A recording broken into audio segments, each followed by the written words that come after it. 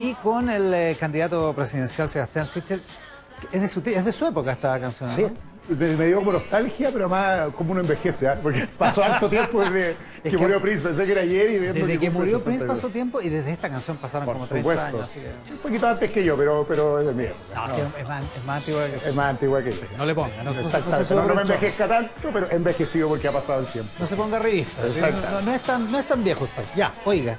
Matrimonio igualitario. ¿Usted ha estado siempre a favor del matrimonio o no? Siempre a favor, desde que tengo recuerdos de posición respecto a esto. O sea, ¿no le provocó problema el anuncio? No me provocó problema, me provocó una sorpresa agradable. Creo que además la forma en que lo tomó en general Chile Vamos no me gustó. Empezamos a conversar más de lo que le pasaba a los partidos, de lo que pasaba con los ciudadanos que estaban al otro lado de la pantalla, pensando los que se amaban y se querían casar, que bueno, me puedo casar, o incluso respetando a aquellos que estaban en contra, que miraban esto y decían, ¿y qué me importa a mí? ¿A quién beneficia? ¿A quién perjudica? ¿Qué pasa con los partidos? ¿Y por qué cree que le pasó eso a Chile Vamos? Creo que es un mal que nos está pasando muy fuerte en general en la discusión política, que estamos como con ombliguismo. Debatimos más de los efectos que nos provoca en nuestros propios partidos o estrategias que los impactos que provoca en la ciudadanía, y yo creo que esa es la conversación que quiero cambiar siendo candidato. Sabes que los partidos son medios y no fines, y por lo tanto la política pública no se evalúa en cuánto le beneficia o perjudica a un partido determinado, sino que en cuánto beneficio o perjudica a las personas. Ya, pero una cosa es la conversación, ya que puede ser demasiado ombliguista, como dice usted, pero otra cosa es que la UDI puede tener un punto, digamos. O sea, digo, se sintió traicionada, no le avisaron, el punto les provoca problemas. Tiene todos los puntos posibles. A una parte de Reina también, digamos. No, pero además la UDI tiene todos los puntos posibles. Yo valoro mucho eso de la UDI, que ha tenido una mirada, es un partido conservador, que es liberal en lo económico, que tiene una visión respecto al tema y por lo tanto puede tener una posición y es legítimo que la tenga. Y se sorprendió igual que yo con el anuncio, legítimamente. Mi problema es otro. Es que si esa es la posición, creo que hay un debate en el Congreso que tenemos que dar, ver cuál es la posición de cada uno y resolverlo, pero no dramatizar o satanizar las posiciones o el anuncio del gobierno, porque creo que al final... Insisto, aquí hay gente que tiene expectativas respecto a esto, respecto al matrimonio, que tiene expectativas de su propia vida, de su hogar, que tenemos que darle una respuesta de sí o no. Y la verdad, este tema lo llevamos pateando mucho tiempo. Es como que no queremos resolverlo. Si para eso es la democracia, que se vote, que se diga si estamos de acuerdo o en desacuerdo y sigamos al siguiente tema. Me preocupa cuando siempre estas discusiones que nos provocan crisis las metemos debajo de la alfombra y no las queremos discutir en serio, respetando con cada una de las posiciones en esta situación. El matrimonio igualitario, si no se resolvía por este proyecto de ley, se iba a resolver en la Asamblea Constituyente, en la Convención. Exacto. De todas maneras, o sea, ¿le falta en eso pragmatismo a la derecha? Está como una parte de la derecha pegada en algunas cosas valóricas que en rigor la derecha europea, por ejemplo, ya soltó hace mucho rato. Creo que transforman en guerra santa temas que son súper debatibles, aceptando las posiciones del otro, y esto no es una guerra santa, son posiciones... Ya, pero el sector que usted quiere representar, entonces respecto hay un al problema. Por eso hay un problema. Ahora, veamos cómo se resuelve, capaz que sea mayoritaria la posición. Si esa es la gran discusión, ¿por qué no lo resolvemos y lo debatimos? Creo que Chile Vamos es mucho más que este debate, pero cuando empieza este debate a comerse el debate de nosotros, incluso una campaña termina siendo ridículo. Yo soy abiertamente partidario, creo que es un tema de justicia, ni siquiera un asunto es la agenda valórica. Y por lo tanto, mejor que se vote en el Congreso, que sigamos durante 10 años haciendo lo que se hacía antes, que era, mira, no lo debatamos porque no es el minuto. Entonces nunca son los minutos para debatir los temas que son importantes para los ciudadanos, sobre todo, y aquí sigo la preocupación, dos personas se aman, se quieren casar y quieren saber si el Estado les va a brindar o no protección a través de esta ley. Capaz que no, y votarán lo que quieran después de esto, o capaz que sí, ojalá que sí, porque creo que es un tema de justicia. Ya, tiene un punto usted cuando habla del ombliguismo en los partidos políticos y en los dirigentes políticos, pero me llama la atención porque en una entrevista de Eduardo Monroy hoy día en el Mercurio, el título es "Veo un extravío en la campaña de Lavín, juega a ser un rostro de dos caras", y una parte importante de la entrevista habla precisamente, usted saca a colación las contradicciones que ve en Joaquín Lavín. O sea, digo, eso también es ombliguismo. Es que exactamente esas son las contradicciones que el mismo debate que estoy teniendo. Me encantaría que los periodistas me preguntaran lo que yo quiero, por todo lo contrario. Gracias a Dios, el periodismo hace la pega que hace y me pregunta algo obvio. Me dice, usted dijo que Joaquín Lavín se había definido como socialdemócrata y había puesto la bandera del orgullo gay. Y para mí fue una sorpresa, por lo tanto, que después de hacer esto fuera contrario al matrimonio igualitario. Yo lo único que digo en esa entrevista... Para ser francos, parado ahí mismo en enero, Lavín dijo que lo único que estaba en contra era de la palabra matrimonio, pero que todos los derechos para las uniones homosexuales él sí las defendía. Y eso lo dijo en enero, ahí mismo. Por eso, pero creo que la nitidez de las posiciones es clave en esta primaria. Y a eso voy, que es mi gran debate. Lo mismo me pasa con esta idea de policía malo y policía bueno que juego todos los días. Joaquín es muy amable en la campaña y tiene un vocero que todo el día está atacando al resto. Entonces, creo que tenemos que tener una conversación más franca en esto. Las primarias son para definir qué tipo de liderazgos queremos para esta coalición. Yo soy alguien que soy de centro, que soy liberal, que soy independiente, para que no me pregunten lo obvio, que me fui de los partidos políticos cuando me cansé de las prácticas internas en general y que quiero representar un liderazgo con posición. Esa es mi posición respecto al debate y estoy disponible a debatir todos los temas, pero que el argumento no sea, mira, que esto lo beneficia, no, que esto lo perjudica, mira, que esto en realidad lo hizo, porque creo que mucho más franco es debatir primero con Joaquín y con el resto de los candidatos, no con los voceros, porque ya es más raro, eso sí que es de política antigua, que hay alguien que habla a través tuyo, sino directamente todos los temas posibles, porque le hace bien nuestras definiciones. Porque usted no tiene vocero. Pues, no tengo vocero, porque tomé la decisión de no tener voceros. Bueno, pero podría tener, ahí ese podría conversar claro, con Carter. pero la gente no vota por los voceros, vota por nosotros. Por eso es tan importante en la idea de una política moderna. Le molestó Rodolfo Carter, ¿no? ¿Ah? Que el portavoz de Lavín... Es que creo que esa es la idea de las dos caras que digo. Es ¿con quién debato? ¿Con el vocero de Lavín o con Lavín? Que son dos posiciones absolutamente distintas y yo creo que las campañas tienen un tipo de liderazgo. Oiga, espérese un poco. A propósito de las contradicciones, ¿a usted no le da confianza, Joaquín Lavín? Ya que veo que Insulza decía que Jadwe no le da confianza. ¿No le da confianza? Lo dije ahí en la misma entrevista, tengo la mejor opinión de Joaquín, creo que un gran alcalde que tiene una buena idea de la cohesión social, lo que me gustaría es verlo más tomando posiciones. Y por lo tanto en una campaña, hasta que uno es alcalde, juega un espacio distinto que tiene que ver con lo cotidiano. Hoy día hay un debate en serio de las posiciones que tenemos que tener respecto además de algo bien distinto, a la pregunta de Jadwe. Yo creo que hay dos debates de qué tipo de sociedad queremos construir y por eso esta elección es tan importante. Estamos hablando del primer presidente de la nueva Constitución, estamos hablando de un presidente o un candidato que va a tener que enfrentar una posición de extrema izquierda que representa a Jadwe y por lo tanto tiene que haber una discusión en serio de qué tipo de sociedad queremos representar, porque lo que va a convocar no es ganarle a Jadwe. Lo que va a convocar es que nosotros tenemos un mejor proyecto de sociedad y eso requiere definiciones de lo que queremos. Yo creo profundamente en la defensa de la libertad, creo que el Estado tiene que ejercer el poder legítimo para controlar el orden público, creo cosas concretas como que las empresas son vitales y el emprendimiento son vitales, creo en el matrimonio igualitario, tengo posiciones respecto a la agenda que me gustaría debatir porque lo que espero, como una persona de centro, en Chile Vamos, es que tengamos una agenda distinta respecto a lo que construye un mundo de izquierda que creo que le va a hacer mal a los próximos 30 años de Chile y por lo tanto quiero mostrar, no que Jadwe es malo, quiero mostrar que la agenda nuestra es mejor para el país que viene y por eso he dicho tanto, Iván, que lo que viene es un ejercicio de liderazgo y no de popularidad. Ya. Ser popular es el desde. Ya, usted dice, el hasta es ver dónde y qué tipo de país queremos construir. Usted dice liderazgo con posición y surgen de inmediato las contradicciones que a menudo le sacan en cara. Una, que era demócrata cristiano de toda la vida y que después se fue del partido, que se fue con Andrés Velasco, Ciudadanos, que después pasó por nosotros y ahora está independiente. Ya, esa es una contradicción. Y la otra que le sacan a menudo es que usted festejaba el año pasado, abrazado con Ignacio Briones, el bono de 65.000 pesos, que hoy, visto lo que hay, visto lo visto, parece realmente un bono muy que mirado para atrás es muy mezquino, digamos. Entonces celebrar eso también tiene su costo. Me encantan las dos preguntas porque las he respondido muchas veces y las vuelvo a responder feliz.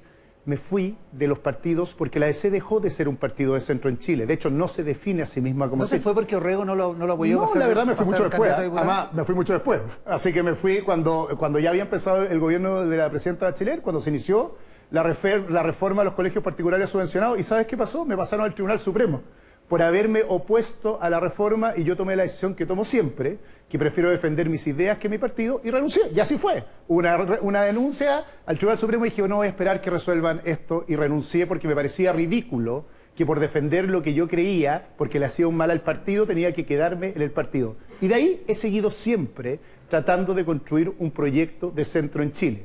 Construí un partido que se llamaba Ciudadanos, a los 2 minutos se estaban peleando por las urnas y otra vez quedó la embarrada en ese partido y por lo tanto dejé de creer que la política es un dominio exclusivo de los partidos. Y lo digo en serio, creo que los partidos son esenciales en democracia, pero no son excluyentes. Y el gran pecado del mundo de centro, y también de centro derecha, y también de centro izquierda, es que sufre partidocracia. Todo se resuelve al interior de los partidos. La gran gracia que tuvieron los grandes partidos de centro en la historia, en Chile, como la democracia cristiana en sus mejores épocas, es que convocaba a líderes sociales, creía en la sociedad intermedia, no era un lugar en que era un club social en que nos defendíamos entre nosotros, sino que invitaba a mucha más gente. ¿Por qué estoy en esta primaria? Exactamente por esa razón. Quiero abrir las puertas de una coalición que está encerrada en sus partidos y necesita a los partidos, pero sobre todo a mucha gente que no ha votado por esta coalición, que no está en los partidos y que no cree en la política. Ya, y el bono de 65 lucas. Y el bono, yo lo que celebré es la creación del primer instrumento que no era un bono por una vez, que era el ingreso familiar de emergencia. Déjame responder. No, espérese un poco. Si la discusión ahí era por el monto. No, la discusión eran dos cosas. El gobierno quería contener el monto. La discusión, estaba yo en el Congreso, Iván. Yo me acuerdo, yo estaba viendo. Habían dos discusiones. Estábamos reporteando eso. O sea... Habían dos discusiones. Primero, de la creación del instrumento y la forma en que operaba el instrumento, que fue una discusión larga, que se demoró más de lo que se había demorado. Y la segunda, por el monto. Y la discusión por el monto, y voy a decir dos cosas bien obvias. Yo era ministro de Desarrollo Social y nunca he sido ministro de Hacienda. El que cree que el ministro de Desarrollo Social define el presupuesto en Chile es bastante delirante. Pregúntale a cualquier ministro de Desarrollo Social si él define el presupuesto de la República. No lo era. ¿Esa era culpa de Briones? No, más bien de las discusiones que había legítimamente en la dirección de presupuesto. No, en la dirección de presupuesto respecto a un mal análisis que compartimos mucho. Tampoco para tirar la pelota hacia el lado. Que pensamos que la pandemia iba a ser más corta en su trayecto y por lo tanto había que tener recursos para crear y generar empleo después. A la salida. La historia se cuenta más corta. Me fui menos de un mes después de eso, de esa aprobación. Me hubiera encantado poder rectificar, pero por las peleas con los partidos, a mí una de las cosas que más risa me dio cuando me calificaban de halcón, dije, el único halcón que sale del gobierno y se quedan las palomas adentro. Es tan ridícula ese debate de que obviamente alguien independiente sin partido perdió el debate interno, que terminé fuera del gabinete y sin posibilidades de seguir trabajando en aumentar el ingreso familiar. En esa época era presidente de la UDI, lo felicitaba, era su... Tengo el máximo cariño por eso con la UDI. Además que todavía no sé qué... Es que, ¿sabes qué me pasa algo? Yo con la UDI tengo todo el respeto. Si por eso creo que la falta de nitidez de Joaquín en las definiciones le hace mal a la UDI. Yo me llevé muy bien como ministro con la UDI. Y me llevé muy bien en general con algunos partidos. Por eso es tan contradictorio esta posición. Yo no tengo ni una crítica en particular a las posiciones que ha tomado los liberales. ¿Usted que es liberal, por qué no se llevó bien con los liberales? No tendría como yo salí, me gustaría la pregunta al revés. Porque los liberales de Bópoli no lo quisieron a usted. La pregunta al revés. Yo terminé saliendo, por lo tanto la pregunta es quién se quedó, es por qué usted se quedó y terminó saliendo el ministro que en ese minuto tenía una muy buena evaluación ciudadana. Se queda... Si supiera yo la respuesta, estaría yo en la moneda y no habría sido los que salió. Ya. Oiga, Ena von Baer decía esta semana a propósito de la UDI que el gobierno lo que hizo fue abandonar a la clase media. Que ese es el problema, es el verdadero problema detrás de la cuenta presidencial del 1 de junio, del matrimonio igualitario y de cómo se estableció el IFE universal. Mira, antes de responder eso, hay algo que no me gusta del debate también dentro de la coalición de gobierno. Que tú no puedes ser opositor y gobierno al mismo tiempo y en el mismo lugar porque perdemos credibilidad. Entonces he visto mucha tentación a echarle todas las culpas de todos los males al gobierno actual y a su vez tener todos los ministros y todos los cupos y todos los seremis por los mismos partidos que dicen casi que no son de gobierno y hacer una cosa bien ridícula, entonces tratar de decir que yo soy el candidato del gobierno. Y al revés, yo soy aquellos que critican muy duramente al gobierno y lo he hecho con la celeridad de las ayudas después del bono, lo he hecho... Ahora, usted sabe que tiene un borde eso porque usted fue ministro, entonces no... Por eso, pero tengo ese borde, porque no sería creíble el día que diga, mira, yo soy opositor al gobierno como si fue ministro, como no es creíble que los partidos de gobierno digan que el principal problema de Chile es el gobierno y después uno mira y dice, pero perdón, la mitad de ese gobierno está con cupos y personas que usted asignó, entonces... ¿Cómo que no le gusta nada de Chile, vamos? Me encanta Chile, vamos. El problema es otro. No, el problema es otro. No, pero en serio. No le gusta cómo debaten, no le gusta la posición que tiene frente al gobierno, no le gusta la división que tienen por el matrimonio igualitario y tampoco le gustó la frase de Ena von Baer sobre el abandono de la clase media. Por eso le gustaron pocas cosas, digamos, esta semana. No, pero por eso estoy compitiendo por liderar esta coalición. Esa es la gran diferencia. Creo que el ejercicio del liderazgo ombliguista de los partidos, no mirando cómo crecer, criticando todo el día a las mismas partes de la coalición, lo que hace es no tener vocación de mayoría. Y aquí, Iván, está la gran diferencia. Como dije al principio, aquí el ejercicio de liderazgo y no popularidad. Me encantaría liderar una coalición que tiene otras características. Primero, que no depende solo de los partidos, sino que crece a otros sectores, que valora a los partidos en su justo mérito, que tiene la capacidad de ser leal con el gobierno y que ser crítico cuando es necesario, pero que no tiene esta posición de vocación de minoría, que es somos los que somos y somos tan pocos que le pegamos al gobierno nuestro y además no tenemos la convicción de tener un proyecto común de futuro. Yo sí creo que Chile Vamos juega un rol vital en lo que viene. Abrir las puertas, creo que la izquierda se izquierdizó tanto en Chile que no puede convocar a una gran clase media. Lo segundo, convocar a un proyecto que no contradice libertad y justicia, sino que cree que son parte de la misma ecuación y que no le tiene miedo a la colaboración entre Estado y empresa. Y por lo tanto, juega un rol vital en la política. Otra cosa es que estemos extraviados. La falta de mea culpa cuando tuvimos los resultados que tuvimos del otro lado de creer que todo esto es culpa del que está al frente, es una ridiculez. Algo hicimos muy mal, incluyendo yo que fui del partido de centro, que se desapareció el centro político, que la centro derecha perdió su votación, que tenemos que corregir en esta elección para poder no solo ganar la presidencial, que a esta altura creo que no es lo relevante. es conducir un proyecto para los próximos 30 años de Chile que sea mejor que un proyecto que representa el mundo de la izquierda. Y si no lo podemos debatir, y lo que tenemos que hacer es cuidar la unidad y solo cuidarnos entre nosotros y hacer un baile de las máscaras, yo sé cuál va a ser los resultados. Va a desaparecer el centro político, va a desaparecer la centro derecha en Chile y vamos a terminar con un sistema que está absolutamente inclinado a la izquierda y con una agenda refundacional, que no es la que yo creo para Chile. Yo creo en un proyecto reformista que cambie el país, pero que lo haga a partir de lo que construimos. Ahora, fácil no está en la derecha cuando pasan cosas como la del diputado Alessandri, Jorge Alessandri, que propone o da la idea de un retiro del 100%, un proyecto que al día siguiente ya está realizado. ¿Qué piensa usted de ese tipo de cosas? Creo que... De lo que pasa en la derecha y del retiro propiamente tal. No, lo primero que creo que ese pesimismo ambiente, que andar esta como casa de bruja, en vez de pensar que se puede ganar y que hay que tener un proyecto y una agenda para eso, es ridículo. Entonces, es que si gana Jadwe es mejor retirar ahora los fondos, que yo creo que no va a ganar Jadwe si hacemos las cosas bien y convocamos a muchos más de los que estamos. Y por lo tanto, primero, ese derrotismo moral que te refugia en un tercio, que te para en la resistencia a los cambios, que siempre es refractario a cualquier agenda que sea distinta a la agenda tradicional o tecnocrática que hemos tenido, es ridículo porque te condena al tercio. Ya le pasó a los partidos de centro, ojalá a la centro derecha no le pase. Y después, respecto al proyecto, creo dos cosas. No creo que tengamos que seguir debilitando la red de protección social en Chile. Como creo en un Estado presente, y creo en un Estado que tiene que hacer bien su trabajo, seguir destruyendo la precaria red de protección social, que tiene dos componentes en Chile al menos relevantes.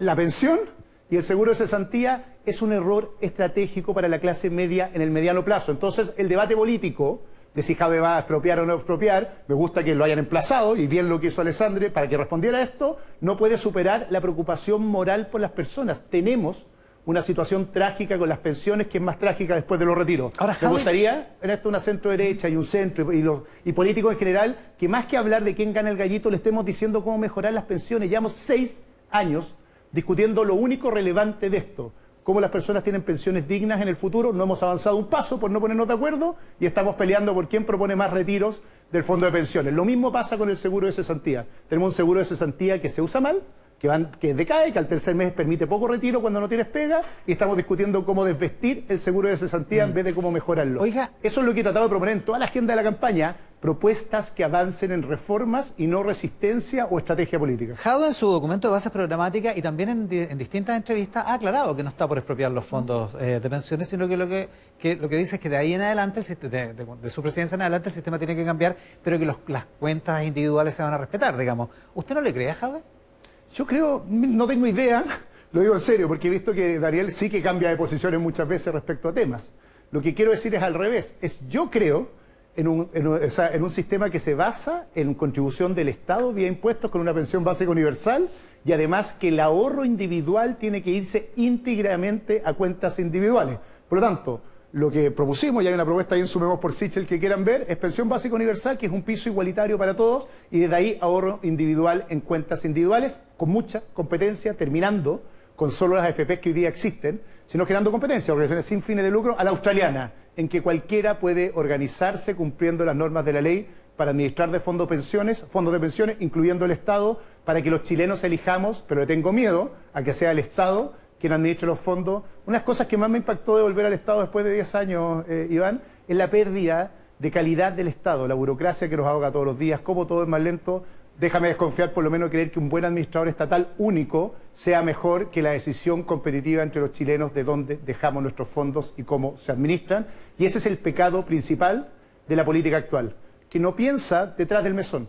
Hoy día tenemos colas en el registro civil, tenemos colas en la CONPIN, tenemos colas en la FONASA, y estamos discutiendo cómo queremos más o menos Estado y no cómo tenemos mejor atención a las personas que necesitan del Estado. Oiga, la próxima semana vamos a estar en la segunda vuelta de gobernadores regionales, y usted dice en esta entrevista del Mercurio, dice que su voto va a ser secreto, pero basta escucharlo para entender que por Karina Oliva no va a votar, digamos. No sé si por Karina Oliva no voy a votar. Ya, no sé si va a votar en blanco, nulo. Va a ser el voto secreto, pero o por un viejo no conocido suyo que es Claudio Rego.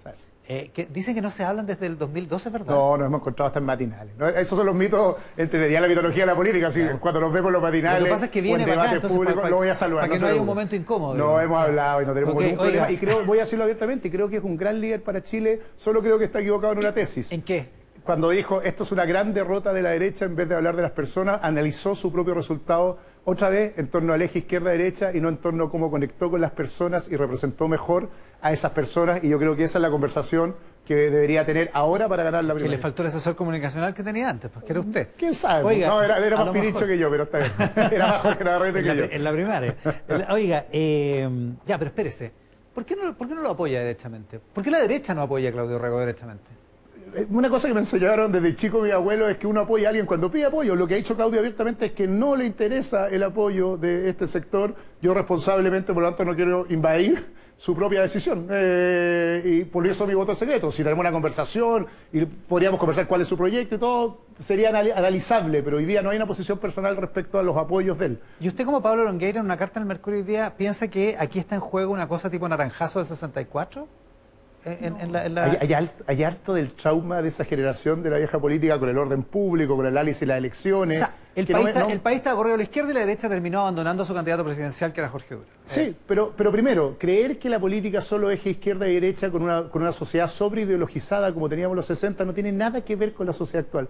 Yo creo que hay una rebelión de la clase media muy fuerte del, oiga, yo estoy aquí, preocúpese por mí. Y puedo votar mañana por un candidato de izquierda, puedo votar por uno de derecha, puedo hacer voto transversal, porque parece ser que nos olvidamos de lo básico de la política, que es solucionar los problemas de las personas y tener una agenda que responda a eso, y por lo tanto, leer como Pablo Longueira o cualquiera de los políticos de los 90, que es lo que yo estoy tratando de reemplazar en la política, en Código Guerra Fría, me parece que no tiene nada que ver con lo que yo veo cuando camino por la Florida la semana pasada y la gente me dice, ¿sabe qué? Quiero que alguien se preocupe de mí, solucióneme los problemas. Estoy cansado de este debate tramposo entre ustedes y ellos. Yo sí creo, obviamente, que detrás de esto hay miradas de sociedad y por eso estoy en una coalición y no soy un caudillo independiente que va a primera vuelta, que habría sido lo más fácil para demostrar que puedo gobernar solo. No, quiero gobernar con una coalición y con un proyecto político, pero mientras no resolvamos lo concreto, mientras la gente no diga cuándo me llega el bono, oiga, hasta qué hora hago cola, oiga, ¿sabe por qué en el consultorio nunca hay especialistas? No nos van a volver a creer nunca más. El sobreanálisis de la élite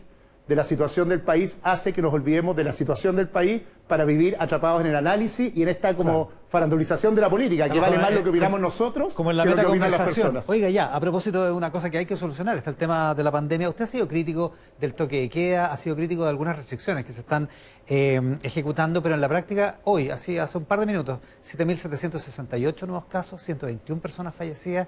O sea, la situación sigue complicada y no tengo el dato de ocupación UCI, pero el de ayer era lamentable. Y sigo siendo muy crítico del toque de queda. Creo que los toques de queda tienen que ser excepciones en democracia, no una regla general. Llevamos más de un año en toque de queda. No sé quién me puede explicar por qué caminar por mi calle en Fleming es más peligroso a las 7 de la tarde para contagiarme que a las 11 de la noche.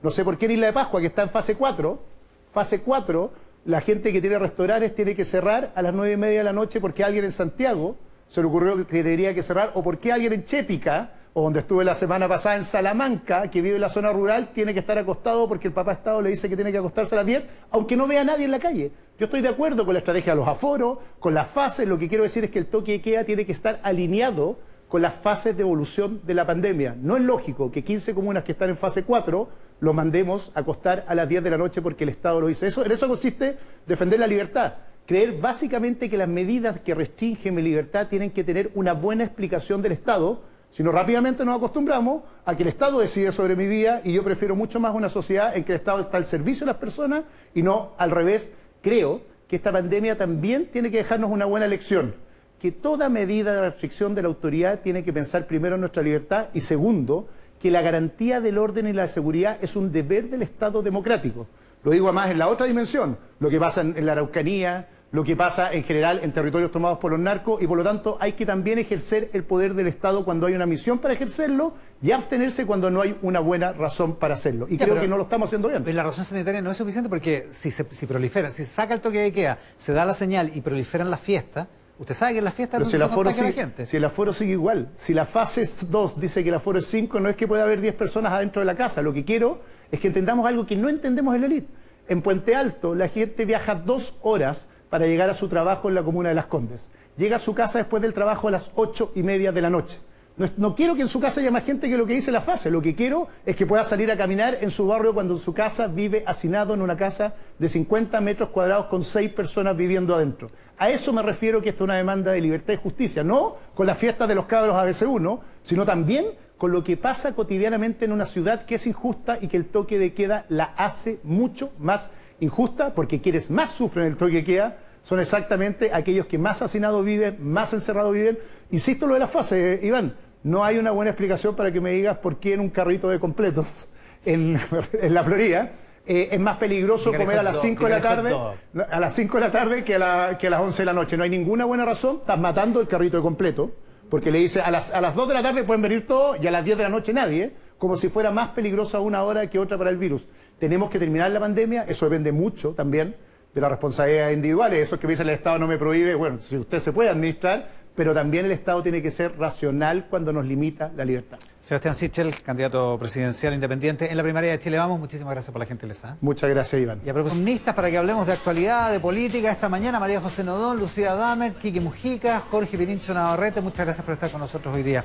¿Qué es lo más importante de la semana para ti? Parto contigo, María José. Oye, para mí lo más importante de la semana es el efecto decapitador del anuncio del matrimonio igualitario en la cuenta con el presidente Decapitador. Piñera. Decapitador, de la derecha.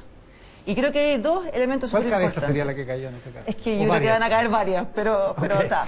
Pero yo creo que el efecto ahí hay que distinguir entre la política pública, que me parece que tiene que ser discutida y que va por un camino, o sea, ese no es el problema, sino el problema es lo que hay detrás. O sea, ¿qué hay? O sea, la oportunidad, el por qué en ese minuto, por qué en esas condiciones.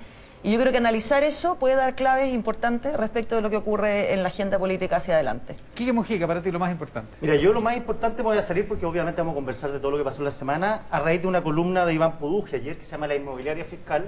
Es un tema que yo he mencionado acá como un gran tema de política pública. No es novedad lo que les voy a contar y tampoco es novedad la contumacia del Estado de no afrontar esto, un Estado que transversalmente no ha resolucionado este problema. Hoy día en Chile existen más o menos, o sea, existen 600.000 hogares hacinados. Que no tienen una casa. Digamos. Claro, o sea, viven en departamentos, relata Iván, dos casos particulares, Santo Tomás de la Pintana y la población La Faena en Peñalolén. Viven 6 personas en la población Santo Tomás. Cuenta el caso, la familia Rodríguez viven 6 personas en 40 metros cuadrados, o sea, como esto. Más o menos. Ya, 6 personas. O sea, la mitad del estudio. La mitad del estudio. En un lugar físicamente que está deteriorado completamente, están los fierros oxidados, las terrazas levantadas. Y todas estas personas viven al frente, tanto en la población La Faena Peñalolén como en la Santo Tomás de la Pintana, al frente de un terreno que tiene 250 hectáreas que es La Platina, que la dueña es el Instituto Nacional de Investigación Agropecuaria, la INIA, que es dependiente del Ministerio de Agricultura. 250 hectáreas que las tienen botadas. Pasto, tierra, árbol. Y La Faena viven al frente de 22.000 metros cuadrados del Banco del Estado, que es propiedad del Banco del Estado, botados también. Toda esta gente, que viven 6 personas en 40 metros, dice Iván, se levantan mirando al frente los pastos, todo, y dicen, bueno, ¿por qué no puedo ir ahí? Se han presentado proyectos y no hay caso porque las instituciones del Estado quieren lucrar con esos terrenos y los quieren vender a precio de mercado. Lo que para la Municipalidad de La Pintana es imposible de sustentar. Incluso hay una competencia porque el MIMBU quiere los terrenos para construir viviendas fiscales de integración social y los distintos ministerios, incluso el de Bienes Nacionales, le dice al MIMBU, ¿sabe qué? Usted me tiene que pagar a precio de mercado, lo que hace es imposible.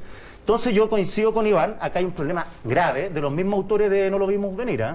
O sea, aquí hay que ser majadero e insistir una y otra vez que es tan fácil una política pública que aleje a los burócratas de esto y empieza a ni siquiera expropiar estos terrenos porque no son expropiables, son del Estado. Son del Estado. Y no son de las organizaciones. O sea que la lógica como de la rentabilidad del interior del Estado. Pero si es de locos esto. Es tan fácil solucionar un problema que no pase, digo, por los burócratas que han sido transversales. Esto está desde la hora nona.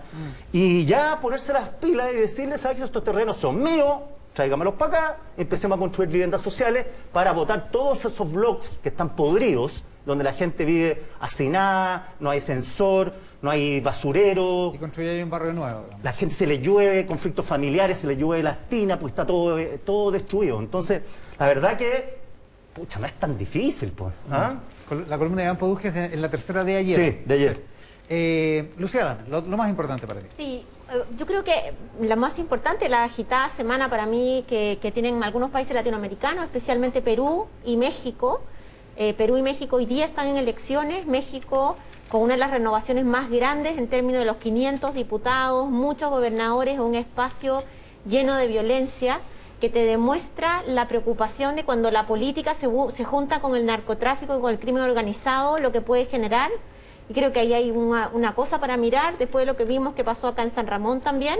Y por otro lado, lo que está pasando en Perú, en un país donde efectivamente hay dos candidatos y donde lo que se está buscando es la construcción de definir el candidato por el miedo. Y creo que como nunca tenemos que mirar lo que pasa en Perú, porque justamente cuando hay una inclusión de los partidos políticos, cuando uno siente que la política se puede hacer por cualquier lado, cuando no se termina de cerrar la capacidad de que el que tiene más plata tenga más posibilidad de llegar a los lugares, se generan este tipo de situaciones. Y lo que me parece más interesante, Iván, es que en Perú siempre se miró a Chile como el ejemplo a seguir en términos neoliberales. Las AFPs, las ISAPRES, la apertura del mercado.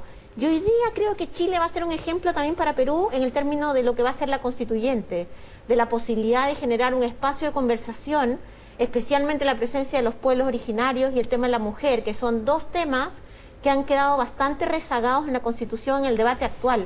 Así que se vienen días turbulentos en América Latina y creo que hay que estar atentos a lo que pasa. Finalmente somos parte de este vecindario. Jorge Pirincho Navarrete, lo más importante para ti. Vamos a volver sobre todos estos temas a propósito. Sí, me quitó el tema de la Lucía, efectivamente, bueno, era más o menos obvio que iba a venir por ahí. Lo más importante de la semana creo que tiene que ver con las elecciones que se están dando hoy día en distintos lugares en América Latina. En el caso de México, la elección de toda la Cámara de Diputados va a marcar el rumbo de López Obrador, un presidente que llegó con muchas expectativas y que la ha ido, más allá de las posiciones políticas, diría yo, defraudando mucho. Y en el caso de Perú, me parece que es importante por dos razones. Primero, porque recordemos que hemos tenido a lo largo de siglos, pero particularmente en los últimos años, una relación difícil con este país vecino. Y es propio también de América Latina cuando los temas de política exterior se transforman en un debate interno y son utilizados como herramienta electoral. Y evidentemente el resultado de hoy en Perú va a marcar en algún sentido cómo va a continuar esa relación con nuestro país. Pero también, y a propósito de lo que decía Lucía, creo que hay que mirar la elección de Perú porque quizás es un anticipo de lo que en algún sentido también nos ha ido ocurriendo a nosotros. El proceso de fragmentación, de deterioro institucional, de irrelevancia de los partidos. Recordemos esa primera vuelta y no estamos muy lejos de eso. Y así como probablemente Perú va a mirar a Chile en muchas cosas que tienen que ver con su institucionalidad, el ordenamiento económico, la preponderancia del Estado o del sector privado, creo que nosotros tenemos que mirar con cuidado lo que ocurre en un país en el cual las estructuras de intermediación entre el poder formal y los ciudadanos empiezan a difuminarse completamente. ¿Se pueden sacar esos paralelos, esas extrapolaciones, María José? Yo creo que, no sé, yo no conozco tan exactamente, pero creo que hay elementos, como dice la Lucía y como dice Pirincho, que hay que estar mirando. Y yo creo que de esos elementos yo destacaría tres. Uno, que es la falta de partidos políticos o la falta de institucionalidad o de reconocimiento de los partidos políticos. O sea, los partidos políticos están cuestionados en México, en Perú, en Chile, y eso, la democracia no funciona de otra manera. Entonces ahí tenemos un riesgo muy importante, uno. Dos, yo creo que la corrupción es un elemento que empieza a instalarse, ya está instalado en México, por supuesto, en Perú, pero que se instala también cuando el sistema está siempre controvertido. O sea, si yo siento que el sistema es injusto, que el sistema no funciona, que el sistema... y se instala eso sin buscar otras perspectivas, entonces parece que ser corrupto, o sea, intervenirlo, no parece tan grave. Yo creo que ahí hay un problema gravísimo.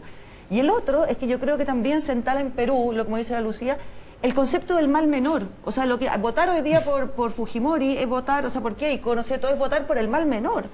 Y yo me da mucho como miedo que en Chile estamos un poco yendo hacia ese mismo lugar. O sea, cuando vemos el debate hoy día a raíz de sacar el 100%, uno siente que lo que hay ahí, hay también un terror de que el presidente vaya a ser Jadwe. Entonces, estamos actuando por miedo y yo creo que actuar por miedo no es un buen referente a la hora de tomar decisiones. Sí, lo interesante es que para el 50% del Perú votar por Castillo es el mal menor, porque claro, el fujimorismo ha demostrado que tiene serias vinculaciones con las mafias del narcotráfico. Por eso es que Keiko Fujimori está hoy día en la calle, esencialmente por el COVID, porque estaba presa. Efectivamente, es una situación muy particular, porque ella tiene dos caminos, o presidente de la República o la cárcel. No hay como un camino intermedio para ella. A mí hay dos cosas que me parecen que son fundamentales para mirar. Lo primero es el mundo empresarial, el mundo privado. que tiene que reconocer que ya la pura generación del Chilezuela, del Peruzuela, del miedo, no ayuda. Y el mundo privado tiene que empezar a escuchar unos países que han estado a la espalda muchas veces de lo que se ha mirado como un indicador de desarrollo. Creo que en el caso peruano, y también puede pasar acá, no hay que apelar al miedo para construir política pública, sino hay que apelar al debate y a la negociación. Y creo que ahí hay un espacio para aprender. Efectivamente, la relación con la corrupción es importante, pero Perú es uno de los pocos países que tiene a los expresidentes de la República siendo investigados. La pregunta es, con una presidenta... Es a todos.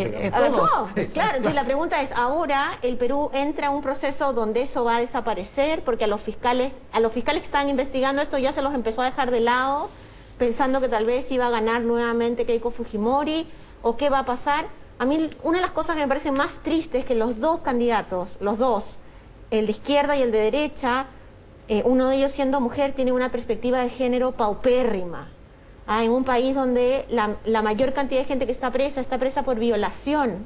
Es increíble que el tema de la perspectiva de género, que la violencia contra la mujer no haya sido un tema fundamental y sea visto como un tema de la élite de Lima.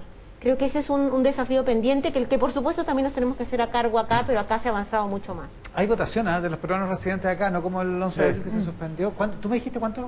150.000 peruanos parece que votan en Chile. Gana Fujimori acá. 150.000. Acá de lejos gana Fujimori, porque además está esa percepción de que si gana, digamos, ¿quién va a querer ir a votar por un candidato que supuestamente, si gana, puede haber problemas con el país vecino? Lo mismo que pasó con Ollantumala. No, a ver, yo entiendo que esto de hacer política pública o hacer política lisa y llanamente con el terror es malo, pero, a ver, les pongo un escenario de esta semana. Un diputado de derecha, de la UDI, diciendo que hay que sacar el 100% de los retiros porque en cualquier momento se pueden expropiar. Por otro lado, candidatos, uno lee las propuestas de los candidatos de los constituyentes que están en los diarios y bueno, y hay hartos que pololean con la idea. O sea, unos dicen no les vamos a tocar los fondos a las personas, pero hay otros que dicen, mira, yo lo pensaría. Es decir, también es política pública eso. Después, Pamela Giles solidariza, en cierto modo, o concuerda más que solidariza, con el diputado UDI y dice, bueno, yo también estoy por el 100%. Luis Mesira, que es Norma FP, está en contra de Alessandri, por ende en contra de Giles, dice estoy responsable. Entonces a lo que voy, en estos tiempos de cólera, es difícil no tener temor por las políticas públicas. A mí siempre me gustó una definición que hacían de Trump. ¿Cómo definirían a Trump? Y no me acuerdo quién fue el periodista que dijo, un tipo que no respeta las luces rojas. Es una definición, la encuentro muy, muy sabia, porque al final hay una serie de cuestiones que uno, como sociedad, como ciudadano, da por hecho, que no van a pasar o que alguien no va a traspasar esa línea. Pero hoy día, hoy por hoy, eso no hay ninguna certeza alguna que las promesas que se hacen en política, las promesas que se hacen se cumplan. O sea, es cosa de ver gobernadores que están ofreciendo casi cambiar el uso horario del país cuando no tienen las atribuciones pertinentes.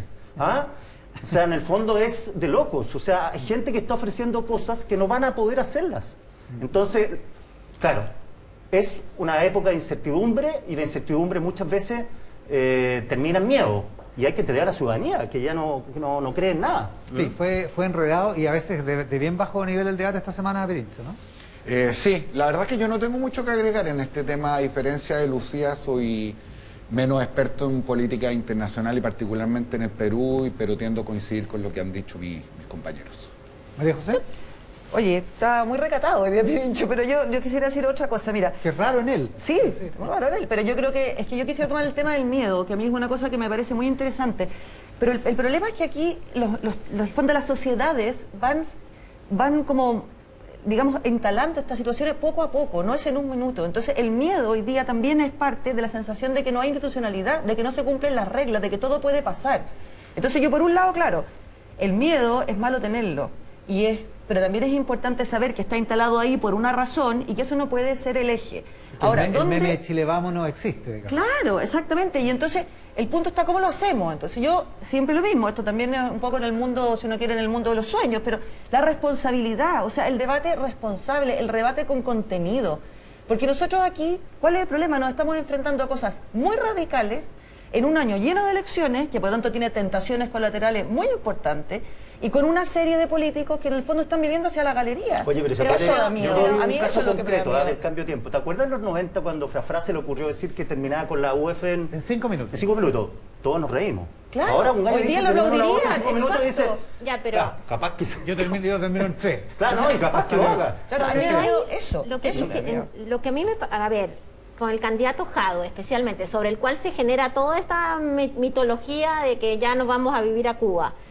Al candidato Jadwe hace poco le preguntaron a un canal de televisión, que no recuerdo cuál, todo el decálogo de la mitología, si, bueno, no sé, si Que fue en iban... tolerancia cero. En tolerancia cero, ¿cierto? En vez de preguntarle qué va a hacer, le preguntaron si iba a expropiar, si iba a nacionalizar, si, bueno, un poco más, y si los niños iban a ir a una escuela de pioneros para recitar a Martí. Bueno, él fue súper claro, es más, fue casi como socialdemócrata, dijo no voy a estatizar, no voy a nacionalizar. Entonces, que al día siguiente salga un diputado UDI a decir que hay que sacar, ojalá sacar el 100%, que sabe que es un problema económico gigantesco para el país, Ojo, diputado que votó en contra de los retiros. diputado que Además. votó en contra de los retiros, bueno, que pasado mañana salga a decir que va a sacar la nacionalidad, no sé, gringa, porque entonces no vaya a ser que acá entre a una